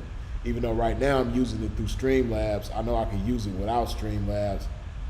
It's just, I don't know how to do it in the middle of the live stream. But in the future, I know how to do it. Like if I, like tonight, if I wanted to start it without the camera, the external camera, and without the Streamlabs and all that shit, I could have just used just straight the camera. But pimp learning, man. You know, I'm trying to get fancy like these YouTubers out here. Trying to deliver better quality around this motherfucker, be a little bit more professional with my entertainment, you dig?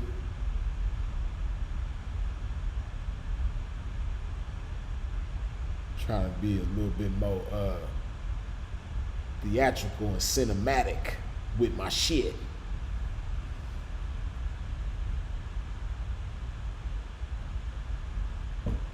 Boy, y'all been hanging with a pimp.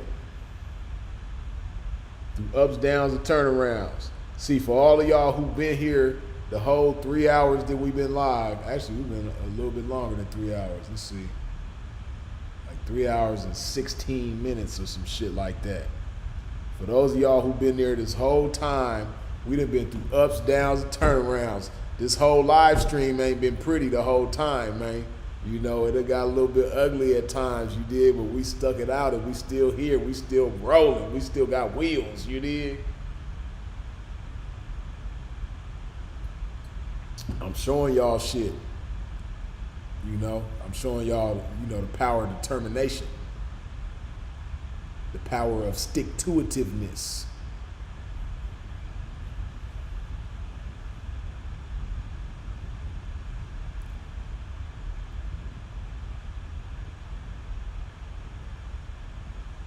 Genius Germ says, you got any book suggestions?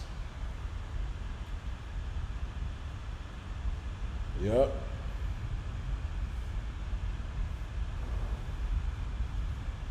It's a good book suggestion right here. The Holy Bible. Dig, that's one good book suggestion. that a lot of people don't have in their book arsenal. Here's another good book suggestion. You know what I mean? Dictionary / thesaurus. But on a more on a different note, this book right here, Leaders Eat Last by Simon Sinek. It's a real good ass book.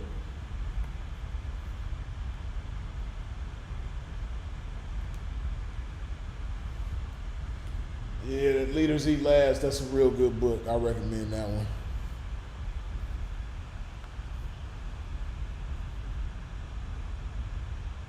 Oh, I held it up all to the camera all wrong and shit. But yeah, Leaders Eat Last by Simon Sinek.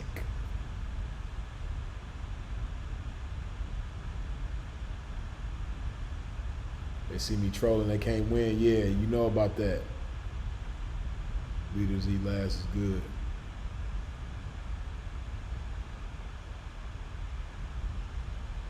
They're down from Park Hill all the way to Aurora on the road. Dig that. First name, last name.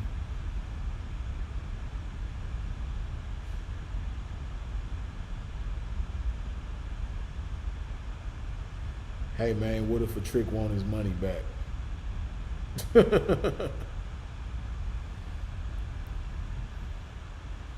Got to do your job, man. See, when you do your job accordingly. See, y'all don't understand how good y'all got it with this internet shit, right? Because when I was introduced to the game, we had to experience a lot of it's this one little thing. I don't know if y'all heard of it, man. Some of y'all probably heard of it, you know, but a lot of people ain't never heard of it. It's this thing called trial and error, right? That means when you go out and try certain things and you fail and you learn from those experiences and you become sharper with game moving forward, hey, you know, we experience things like that. Like, it's cool that you could call on certain individuals and ask questions and get answers to certain things, but when it comes to certain shit, right? It's best that you experience certain things, right? Because, like,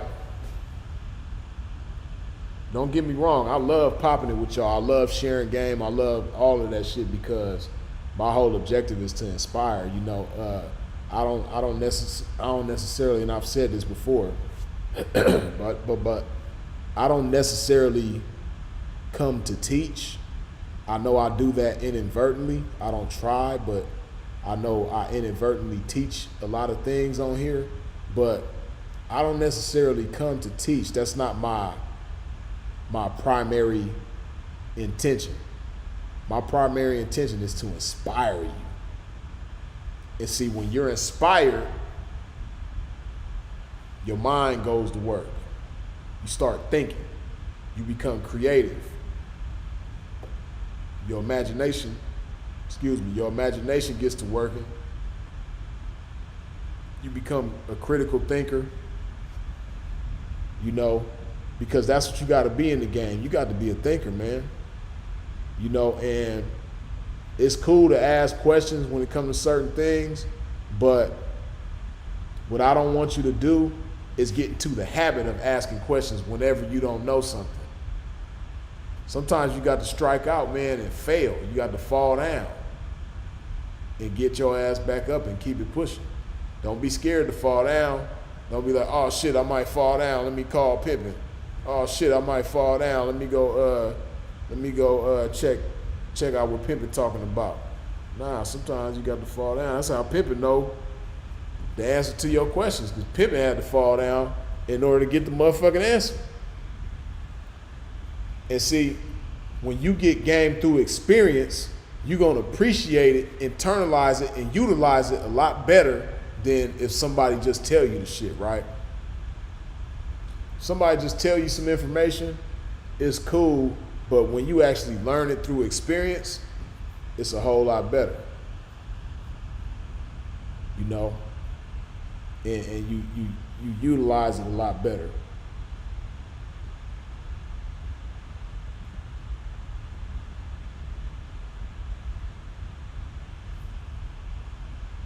For real, like, see, we just in a time right now where everything is instant.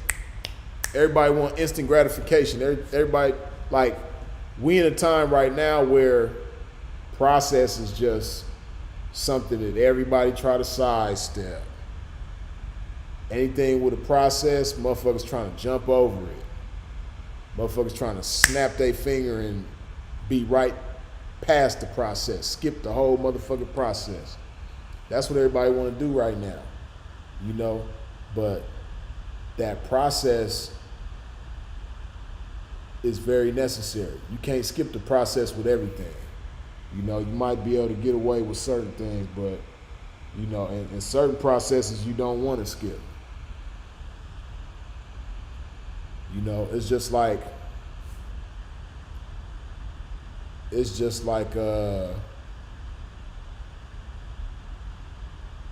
for instance, right, I was at my auntie and my uncle's house in Texas a few months ago, right? Like early in the summer. I was at my auntie and uncle house in Texas. They older, they like in their 70s, right? And my auntie, because I spent the night over there at their house, right? I spent the night when they stay way in the middle of nowhere. Like, that's one thing I appreciated about out there too, because out there, it ain't no phone service. And their internet service is trash. Their internet barely work. You know, they stay in the middle. When I say they stay in the middle of nowhere in Texas, they stay in the middle of nowhere. The whole day that I was out there, I didn't have no internet, you know, no, none of that. And it was cool because I was with my family. I ain't seen them in a minute, so it was cool spending quality time with them and not having to worry about my phone constantly going off and shit, right? But anyway, my auntie, she got a big ass garden in their backyard, right? And she get up early in the morning, every morning. She get up early and she go out and she be like tending to her garden. She be on her, and she, auntie 70, shit. Yeah, auntie damn near pushing 80 years old. But she get out there on her hands and knees every morning fucking with that garden, right? And you know, they know me, they know I don't eat everything, right? So auntie was like, she's like, baby, damn, I forgot, damn, I'm trying to remember what they made me to eat, man. I know that shit was bomb though. I think did I have the salmon? I think I did have salmon because she was gonna make some asparagus for me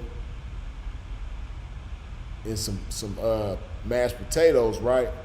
But she was like, yeah, you came a little bit too soon.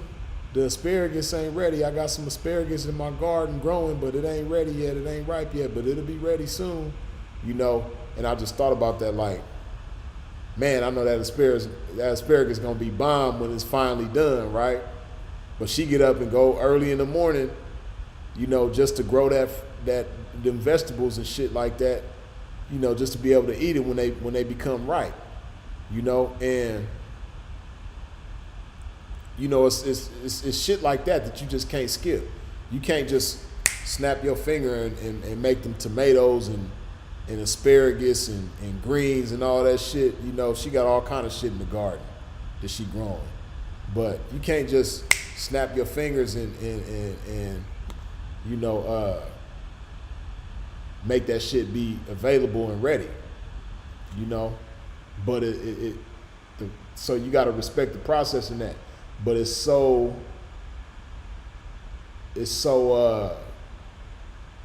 like the result of it is so cool Like I already know, like by now that asparagus is ripe and ready, and they probably done been and ate it by now. But I know that shit was probably so bomb though, you know.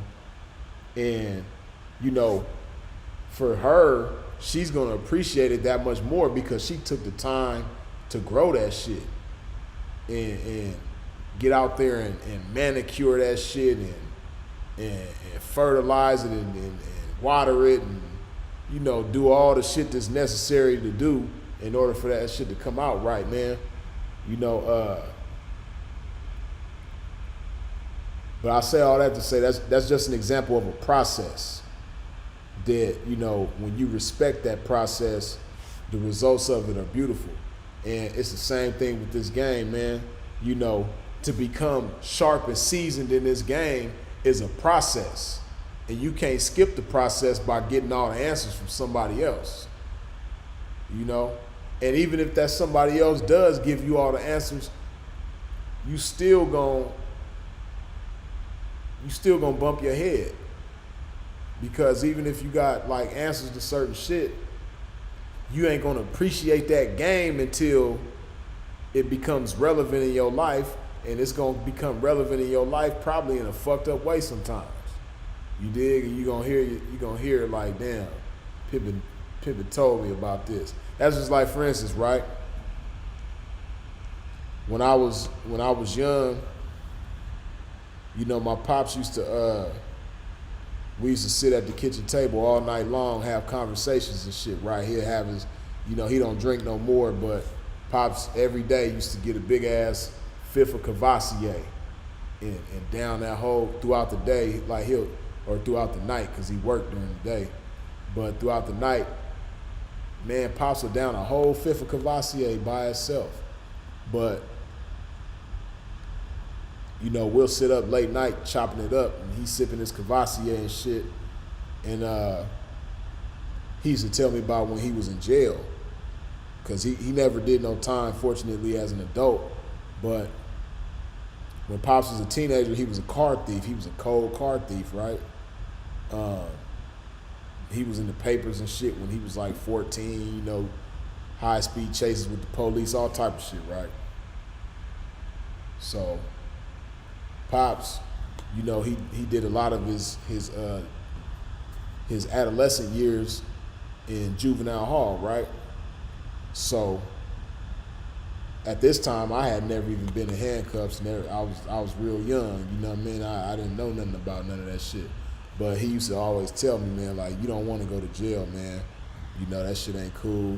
You know, when you land in there and it's the holidays or it's birthdays and, you know, you just in there thinking about what your family doing, you know, and you close your eyes and you visualizing certain things, then you wake up and you see them concrete walls and them bars. You're like, man, that shit ain't cool. And then, like, he went to the refrigerator one time and poured poured a glass of orange juice. And he like, just stuff like this, man, like, you know, getting up in the middle of the night when you feel like it and pouring a glass of orange juice, or just, you know, on a nice day just going and laying on the grass or going to the beach, man, like, you know, you can't enjoy none of them types of freedoms when you locked up, man. So, of course, intellectually, what he said to me made sense. Don't go to jail. Jail is bad. You lose your freedoms in jail. The things that you enjoy in the free world, you're not going to be able to enjoy in jail. But guess what? I still landed my motherfucking ass in jail. And it was when I went to jail that the shit that he told me way back then when I was a kid, it like came and like smacked me in the face like, damn, now I feel what Pops is talking about. Now that I'm in this motherfucking situation, I feel what Pops is talking about, man. You know, so basically he gave me the game, and not just like what I told y'all, like beyond what I told y'all. He would talk to me all the time about a lot of different shit. You know what I mean? He gave me a lot of game on how to deal with females and all type of shit, man. But a lot of the shit that he told me, you know, it didn't really hit me and sink in with me until I was faced with a situation you know, I was faced with a challenge, you know, and I might have failed in that challenge, and that's when the shit hit me. What Pops told me, like, damn, okay, now I feel what he was talking about way back then. You did. So it's the same thing with this game. Like, I could tell you something, Sinful might tell you something, or somebody else that you know with some game might tell you something, right? But you still gonna have to go through certain shit, and you might intellectually understand what's being told to you, but the power of the information that's being given to you a lot of times ain't gonna become relevant to you, or you ain't gonna appreciate it and utilize it the way that you need to and should until you go through certain situations, you know. And you gotta understand that. But a lot of cats be seeking the game for the wrong reasons. You be seeking the game to try to skip certain shit. You know what I mean? You can't skip certain shit about this game. Certain things you gonna have to go through. You know, like if you really some pimping, you gonna have to go through getting knocked. I'm talking about if you really pimping it and actively pimping, you know what I mean? You gonna have to go through being holeless and doleless. You gonna have to go through them situations where you ain't got nobody to turn to, and you hungry, and you like, fuck, I'm hungry. Like, what the fuck am I gonna do? You know what I mean? Staying down about this shit, getting in the hoe's face, that's the solution. You dig? Or you ain't got nowhere to lay your head. You know what I mean? You just outside, walking around, tired as a motherfucker. You dig? Like, fuck, I need a hoe. You ain't got no pimp partner to call. You ain't got no family member to call. You don't even want to call no motherfucking family member. You know, all you want to do is pimp. But you ain't got no hoe right now. It's fucked up. You dig? When you really pimping, you gonna have to go through certain tough times. And a lot of motherfuckers, like I said, you be seeking the game for the wrong reasons. You be seeking the game to try to skip certain processes or certain parts of the process. And certain shit, man, you just gonna have to go through it. You gotta understand what you signed up for. Certain shit you just gonna have to go through. When I signed up for it, I understood that it wasn't always gonna be pretty. I understood that, you know, certain shit I couldn't skip. You know, of course, you know, I do my best to pimp accordingly and, you know, make it sunshine and blue skies every motherfucking day, but shit, you can't control the weather. And just like you can't control the weather, you can't control, you know, other people in the world and things beyond your control. So because you can't control things beyond your control, key word, control, you know, it's shit out there that's beyond your control. And because there's shit out there beyond your control, you know, you're gonna go through certain shit in the game. And there's no amount of information that you can retain that's gonna be able to help you avoid certain shit in the game. You dig? So, I say all that to say, you know, back to the question of, you know, what if a trick want his money back? Hey, man. Shit, certain shit you just gonna have to go through, man. Certain shit you just gonna have to go through and learn through trial and error. Cause see, like I said, I'm not really here to teach. I know I teach certain things inadvertently, but I'm here to inspire. You know what I mean? I want to inspire you. I want to provoke thought. I want to provoke great motherfucking thoughts. I want to provoke thoughts greater than my own. You dig? I know it's some brilliant motherfuckers that be watching this shit. And I want to provoke you to think of some brilliant shit and do some brilliant shit. Some game-changing shit. So,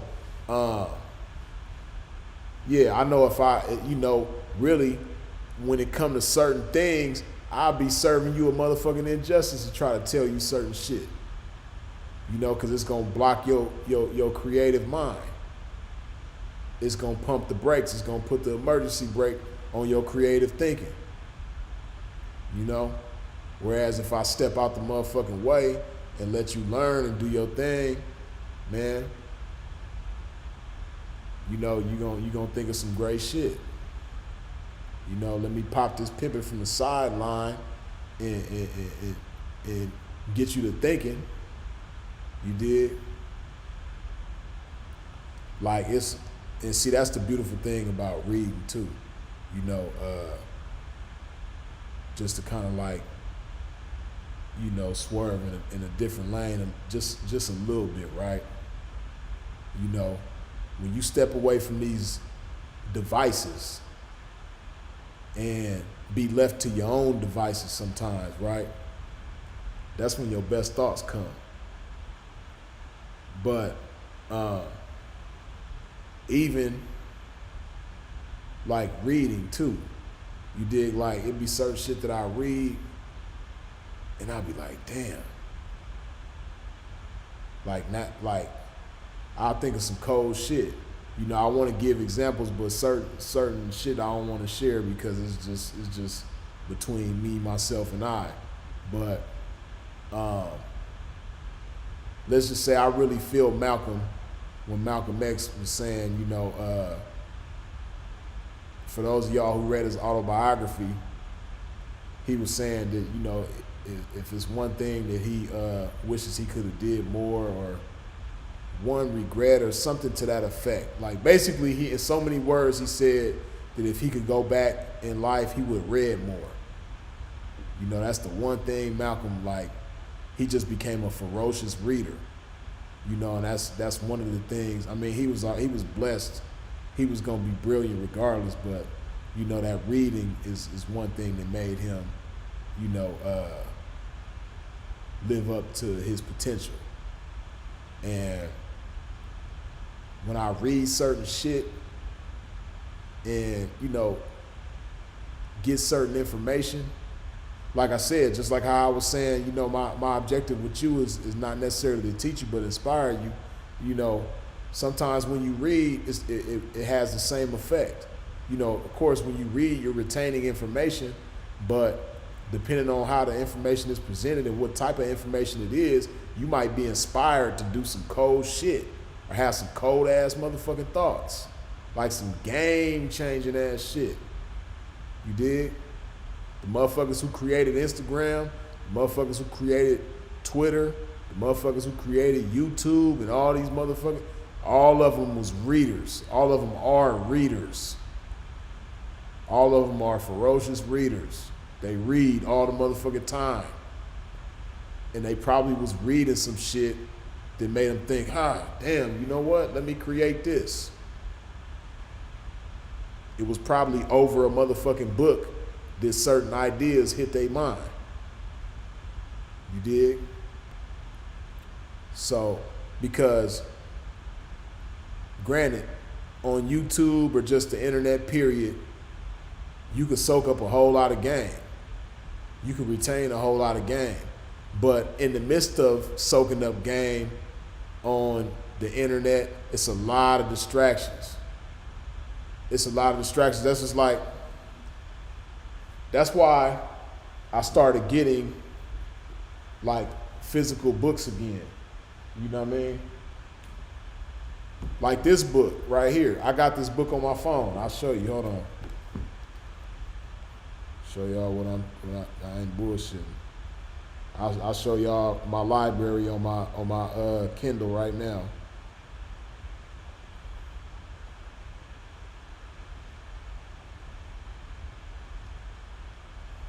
Hold on.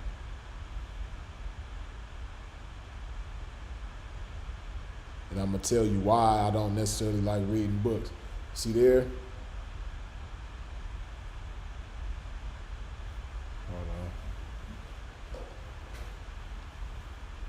I got King Burt's book on there. King, shout out King Burt. I got Pressure by Malik Wade. Malik Wade is a brother who I had the fortune of meeting in Minnesota on Super Bowl weekend. You know, he's a brother from San Francisco, man. He's doing some great shit. But Pressure, it's a book about his life on the run. You know, he was serving weight back in the days, you know, and he talks about his life. he breaks down a little bit of his childhood and how he was introduced to the game, you know, like the dope game. And, you know, he ended up, he was out of town, moving big weight, you know, supplying this little town with work. And, you know, he ended up getting told on. So he was on the run, I think, for 7 years. You know what I mean? And he went up in Canada. He was doing his thing in Canada, you know. And that's why I was telling, if for those of y'all who remember earlier in the conversation, let me blow that up. For those of y'all, oh, yeah. Hold on.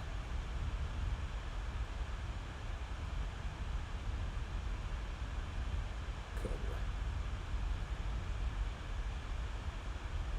Yeah, pressured by Malik Wade. But like I said, he was on the run for like 7 years, right? And he was good. He was doing his thing.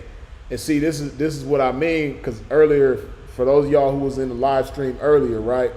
I was like talking, I had a dude on the phone from Michigan, and he was talking about how he don't trust nobody, right? And I was telling him how stressful it is to live a lifestyle like that where you can't trust nobody. Because you know, when you can't trust nobody, it's real heavy on you. You know, when you ain't got nobody around you that you could trust. And by Malik Wade being on the run for 7 years, you know, you can't trust nobody when you on the motherfucking run. So, you know, he was getting away. And on the real, he probably could have went longer. But it was so stressful on him mentally. You know, just imagine being on the run for 7 years. Like, really stop and think about that for a minute. You know, being on the run from the feds, not like from the state, like being on the run from the feds for 7 years and actually getting away with it for 7 years. Just imagine like the mental torment that a motherfucker got to go through, the stress that a motherfucker got to go through to stay on the run for 7 years. You know what I mean? Like, he was bouncing around doing his thing, but he had like developed like a little, like a system, so to speak, where, you know, it was real hard to catch him, right? But he was so worn out over them 7 years of being on the run. What ended up happening was like, he started getting relaxed with his routine. Like, he had like he had developed a certain nature about himself where he wouldn't do certain things in order to avoid getting caught up. But he was so stressed out and just, you know, not being able to trust nobody and not fucking with nobody, and, you know, like, he started doing certain shit that he normally wouldn't do. You know, like, long story short, he kind of like allowed himself to get caught up. You dig? Because he was so tired of being on the run. He was so tired of, you know, living a life where he couldn't trust nobody. So he just, he kind of like, just like I said, he kind of started doing certain shit, you know what I mean, that he knew he wasn't supposed to do, but, you know, he was so like drained. He was like, man, I'm tired of this shit, you know? So, you know, he ended up going to the feds. He did, I think, 12 years, 12 and a half years, some shit like that. But he did like over 12 years in prison. And, you know, he got his mind right. He developed a plan while he was in there, you know what I mean, which was he wanted to make a difference in his community. He wanted to mentor youths in his community so that they wouldn't have to, you know, or not have to, but so that they wouldn't make some of the same mistakes that he made. And, you know, he wanted to give them a different alternative that he didn't have when he was growing up. So he got out the feds. He went back to his community. Man, he's spoken at Stanford. He's spoken at Berkeley. You know, this somebody, you know, from the projects, from the Sunnydale projects in San Francisco, man.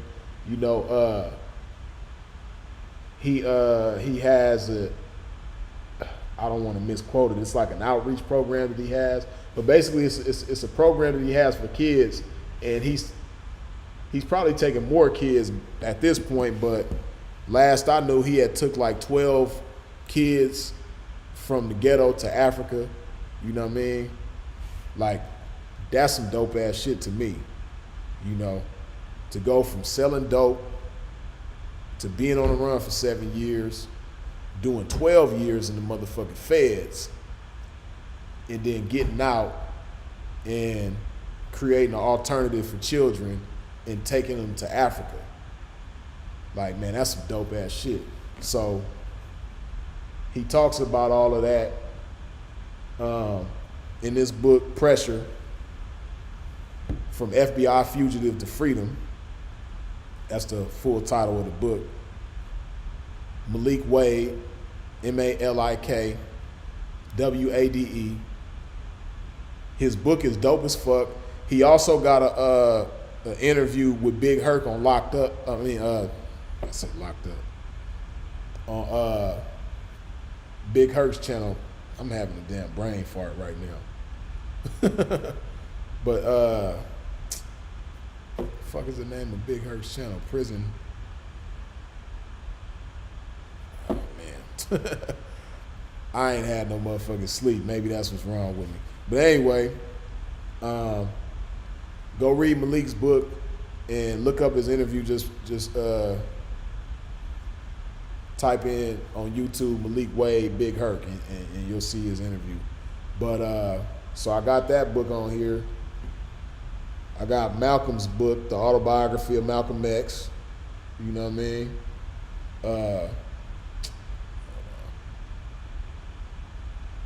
The Art of Choosing, that's a dope ass book. How to Win Friends and Influence People. You know, I got a cool amount of books on here, right? 48 Laws of Power, y'all see that. I know a lot of y'all like that book. Tookie Williams, Blu-rays, Black Redemption. That's Tookie's autobiography, got that. I got a few Stephen Covey books, a few Stephen M.R. Covey, which is his son. Got a few of his books. I got a good amount of books on my phone, right, on my Kindle. But, damn. Oh, shit. Oh, yeah. Yeah, where's all my books? It's not even showing me all of my books. Damn.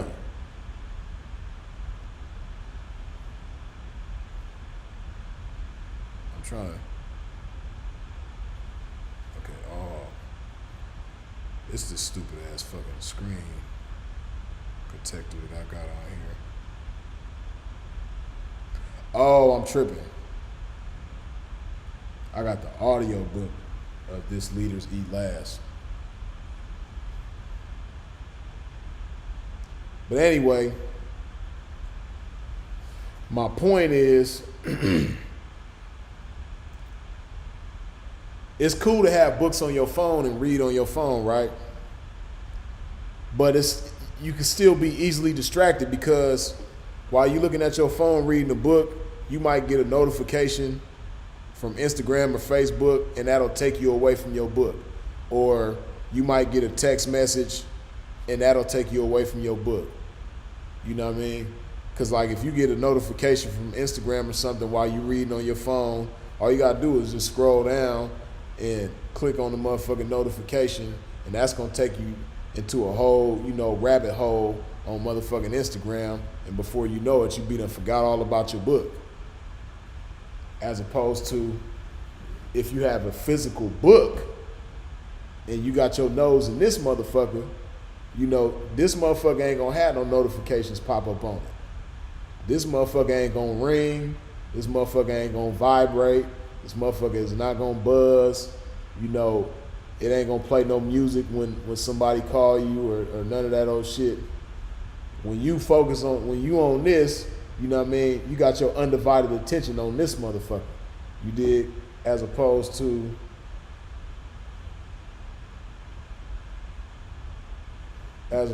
reading a book on this motherfucker. This motherfucker is not just a book. This motherfucker's a phone. This motherfucker's a computer. This motherfucker's a heart rate monitor. This motherfucker's a damn a TV, fucking DVD player.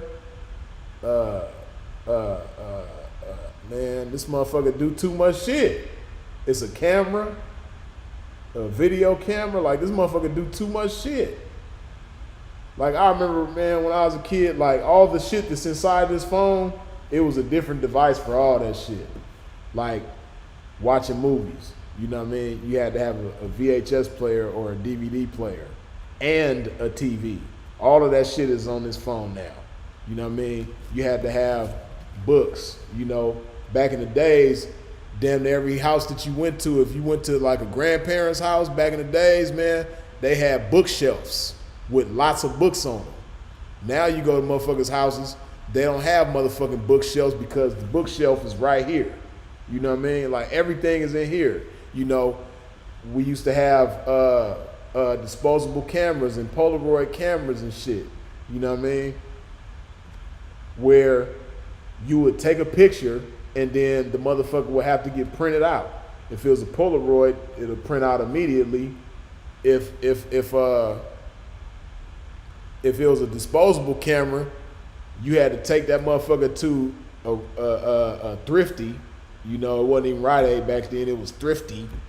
You had to take that motherfucker to Thrifty and get the film developed, and you'll have to wait like a few days for that shit, or sometimes a week if they was too busy, just to get a picture. All that shit is on here. You know what I mean? Oh, this motherfucker's a stereo. It's a CD player, all type. Man, we used to have to go catch the bus, ride the skateboard, whatever, to the motherfucking warehouse of Tower Records and all that shit to buy some music, and then go back to the house, play that shit. All that shit is right here, man. This motherfucker do too much shit. You know what I mean? This motherfucker just do too much shit.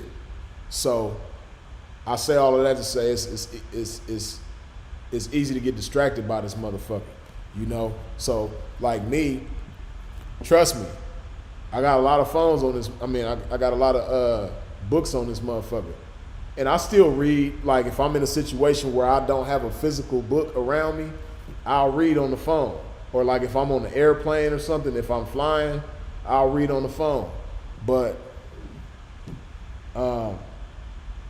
take it from somebody who reads on the phone a lot. Stop that shit, man. Go get you some physical books, man. Go, take your motherfucking ass to Barnes & Noble and buy you the physical books. All these books, I haven't got all of them yet, but all the books that I got on Kindle, I'm gonna rebuy these motherfuckers and have physical copies of this shit.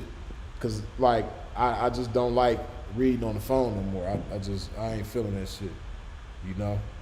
And like I said, I done had so many times where I might be reading on the motherfucking phone, and then I get a notification on Instagram, and I go look at whatever the notification is, and then I start looking at other shit on Instagram, and I start looking at other shit on Instagram, and I'm looking at some more shit on Instagram, and before you know it, like I said, I'm deep in the rabbit hole, and I'm not thinking about where I'm coming from, and I'm not thinking about where I'm going.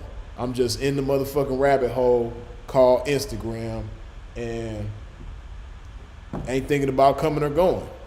Motherfucker just in that motherfucker, just in there. So,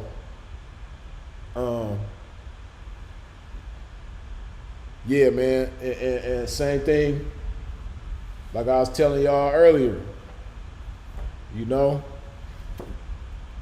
pen and paper. I'm not writing notes in my motherfucking phone no more. You know, I got all kind of notes in here. I got the Note Everything app. See, all the shit, every time I talk about something else, the shit is a fucking notebook too. I mean, it's called the motherfucking Note 20, but it's actually a fucking notebook. And look at this shit. I don't even be using this shit. But this motherfucking stylist, you know, they try to, man. But you see all my notes on here and shit. I got notes, debts to pay, quotes, famous quotes, citations, rap notes, all type of shit. You know, I got all kind of notes on this motherfucker. Oh, it's funny. Speaking of notes and shit, right? Here's some good notes right here. I'm glad I scrolled through this shit, even though it's on this fucking phone. There's some more shit I need to write on a piece of paper, right? You see that there? It says E to E ratio, right? E to E ratio is education to entertainment ratio, right? The average American E to E ratio is gonna fuck you up. The average American E to E ratio is 1 to 50, which means for every $1 you spend on education, you'll spend 50 on entertainment, right? That's the average American. Guess what it is for the average black American? Guess what the average E to E ratio, education and entertainment ratio is for the average black American? The average American is 1 to 50. The average black American spends $1 in education to every $200 on entertainment. Think about that shit. When I first heard this concept, which wasn't too long ago, man, that shit fucked me up. I was like, my damn, I gotta step my fucking game up. Let me turn this shit off because this shit ain't being used. But yeah, the average black person in America spends $1 on education for every $200 they spend on entertainment. That shit ain't cool. That shit is a fucking shame. But, like I said all the time, this shit is by design. And you gonna follow a design whether you do it intentionally or whether you do it subconsciously. You gonna follow somebody's design.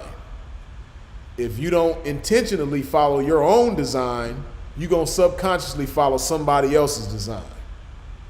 So the best thing for you to do is intentionally follow your own design. You dig? Because it's saying the average. That means, you know, it's a lot of black people. I know everybody in here ain't black, but the majority of us watching right now is black. So the majority of us,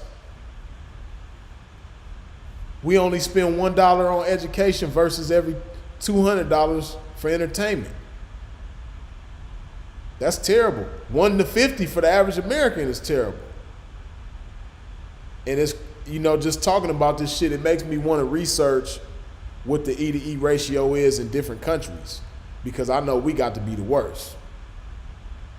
Because, you know, America, we the entertainment capital of the world. Like, we so big on entertainment, it's crazy. You dig? So I'm just curious to know what it is in other countries. But yeah, man. When I saw that shit, it fucked me up. I said, damn. Because I know I done been guilty. I know I done been guilty of spending $1 on education for every $200 I done spent on entertainment. I done did this shit before. You dig? And see, that's why, like I said, when you start getting into this type of mindset, you know, you really don't give a fuck about, you know, somebody having a bigger house than you, or you don't have a house at all. You might be staying with a family member or something, or a motherfucker having a better car than you, or having a better wardrobe than you, and all this other type of shit. You know, when you start getting into the right mindset and getting your priorities in order, and establishing a principle-based value system for yourself. You know what I mean? When your value system is based on principles and not materials, and it's not monetarily based, it ain't based on money, it's not based on pleasure, but it's based on principles. You know what I mean? Principles are the most valuable thing to you. You dig? When you start getting into that mindset, a lot of shit that you think is important, a lot of shit that you allow to occupy your time, that shit becomes less and less important. And the more you get into that space, you start looking at certain shit like, damn, I done did some ridiculous shit. You know, like I say, spending so much time on social media. When you step away from that shit and you start spending more time reading and more time visualizing, more time meditating, you think to yourself like, damn, boy, that's crazy. I spent all these years every day just spending so much time on my fucking phone. Like, man, that shit is crazy. Can't believe I've been doing this shit. But I'm on the right path now, though. You dig? And like I said, I'm not necessarily here to teach nobody nothing. You dig? But I really want to inspire you, though. Inspire you to be great than a motherfucker. You know? Because I think that's my, part of my purpose in life. You know, anybody could teach somebody something. And you got some great teachers. You got some motherfuckers that got great teaching styles, but just the mere act of passing information, that's not really hard to do. You got some people that ain't that eloquent. You got some people that don't have charisma like that or don't have the greatest of personalities, but they still can teach effectively. That's cool. But to inspire somebody, to inspire something in somebody, to spark inspiration in the motherfucker, that's a beautiful thing, and that's what my aim is, to inspire you to do some great shit, to get your mind working so that you think of some shit that you never even thought you was gonna think of, to do some shit that you never thought you was gonna do. That's what my mission is. That's what my aim is, because like I said, when it comes to teaching, we get taught a whole lot of shit, but a lot of motherfuckers end up in fucked up places that was taught a lot of shit. I never got a high school diploma, but it's a whole lot of motherfuckers with high school diplomas that's on Skid Row right now. It's a whole lot of motherfuckers with high school diplomas that's, just in a fucked up position in life. Way more fucked up than me. And I'm not saying that it's ideal to not have a high school diploma. I'm just speaking on, the mere fact of learning things. Like, education alone does not, secure.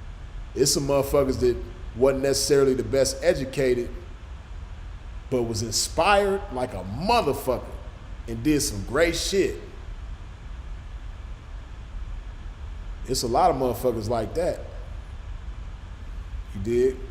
And then of course when they become inspired, they educate themselves. They might not necessarily have a formal education. That's what I mean. It's a lot of motherfuckers that don't have no formal education. Eminem didn't have no formal education. Jay-Z didn't have no formal education. But Jay-Z was smart than a motherfucker though. See, he was being taught as a kid, but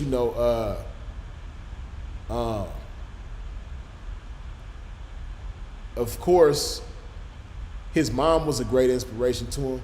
But just imagine if Jay-Z had the type of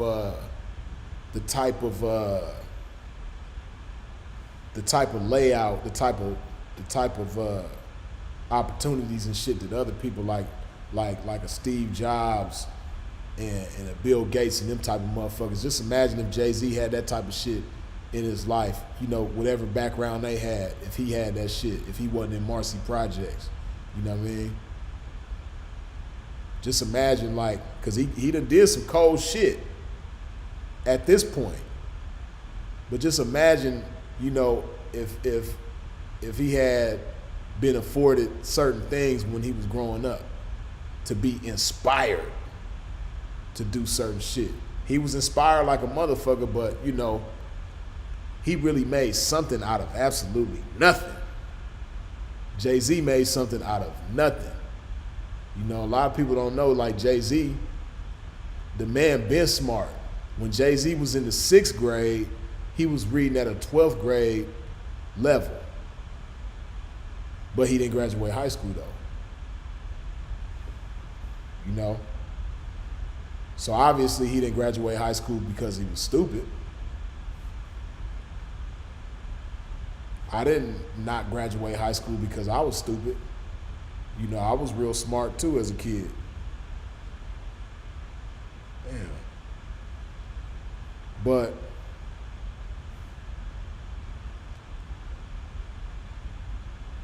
like I say, man, I just would love to inspire. That's what I love to do. You know, even if it ain't like the most innovative inspirations, you know, like just inspiring people to like be better, be a better version of themselves. You know, somebody told me that the other day, man, it made me feel good. You know, like Freeze, man, you inspire me to be a better version of myself.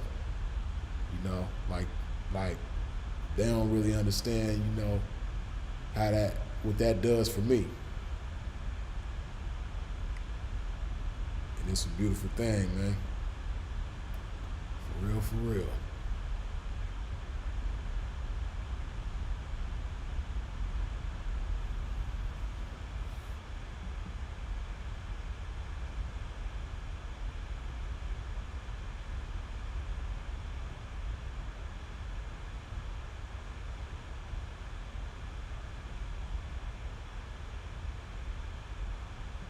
Man, Marcus Mitchell said some real shit. That's the society that we live in.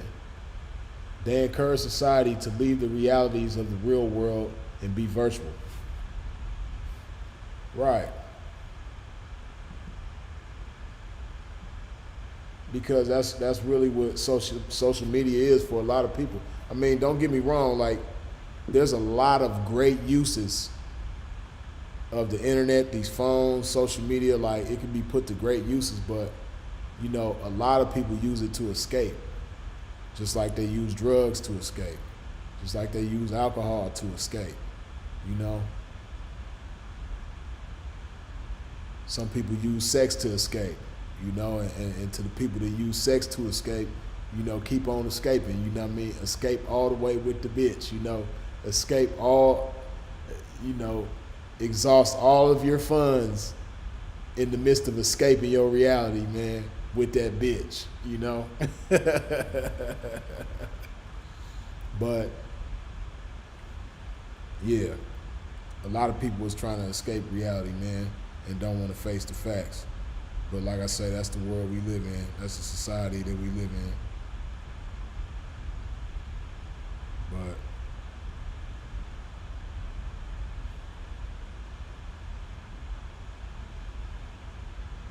But yeah, man, I've been live with y'all, shit, damn, over 4 hours now.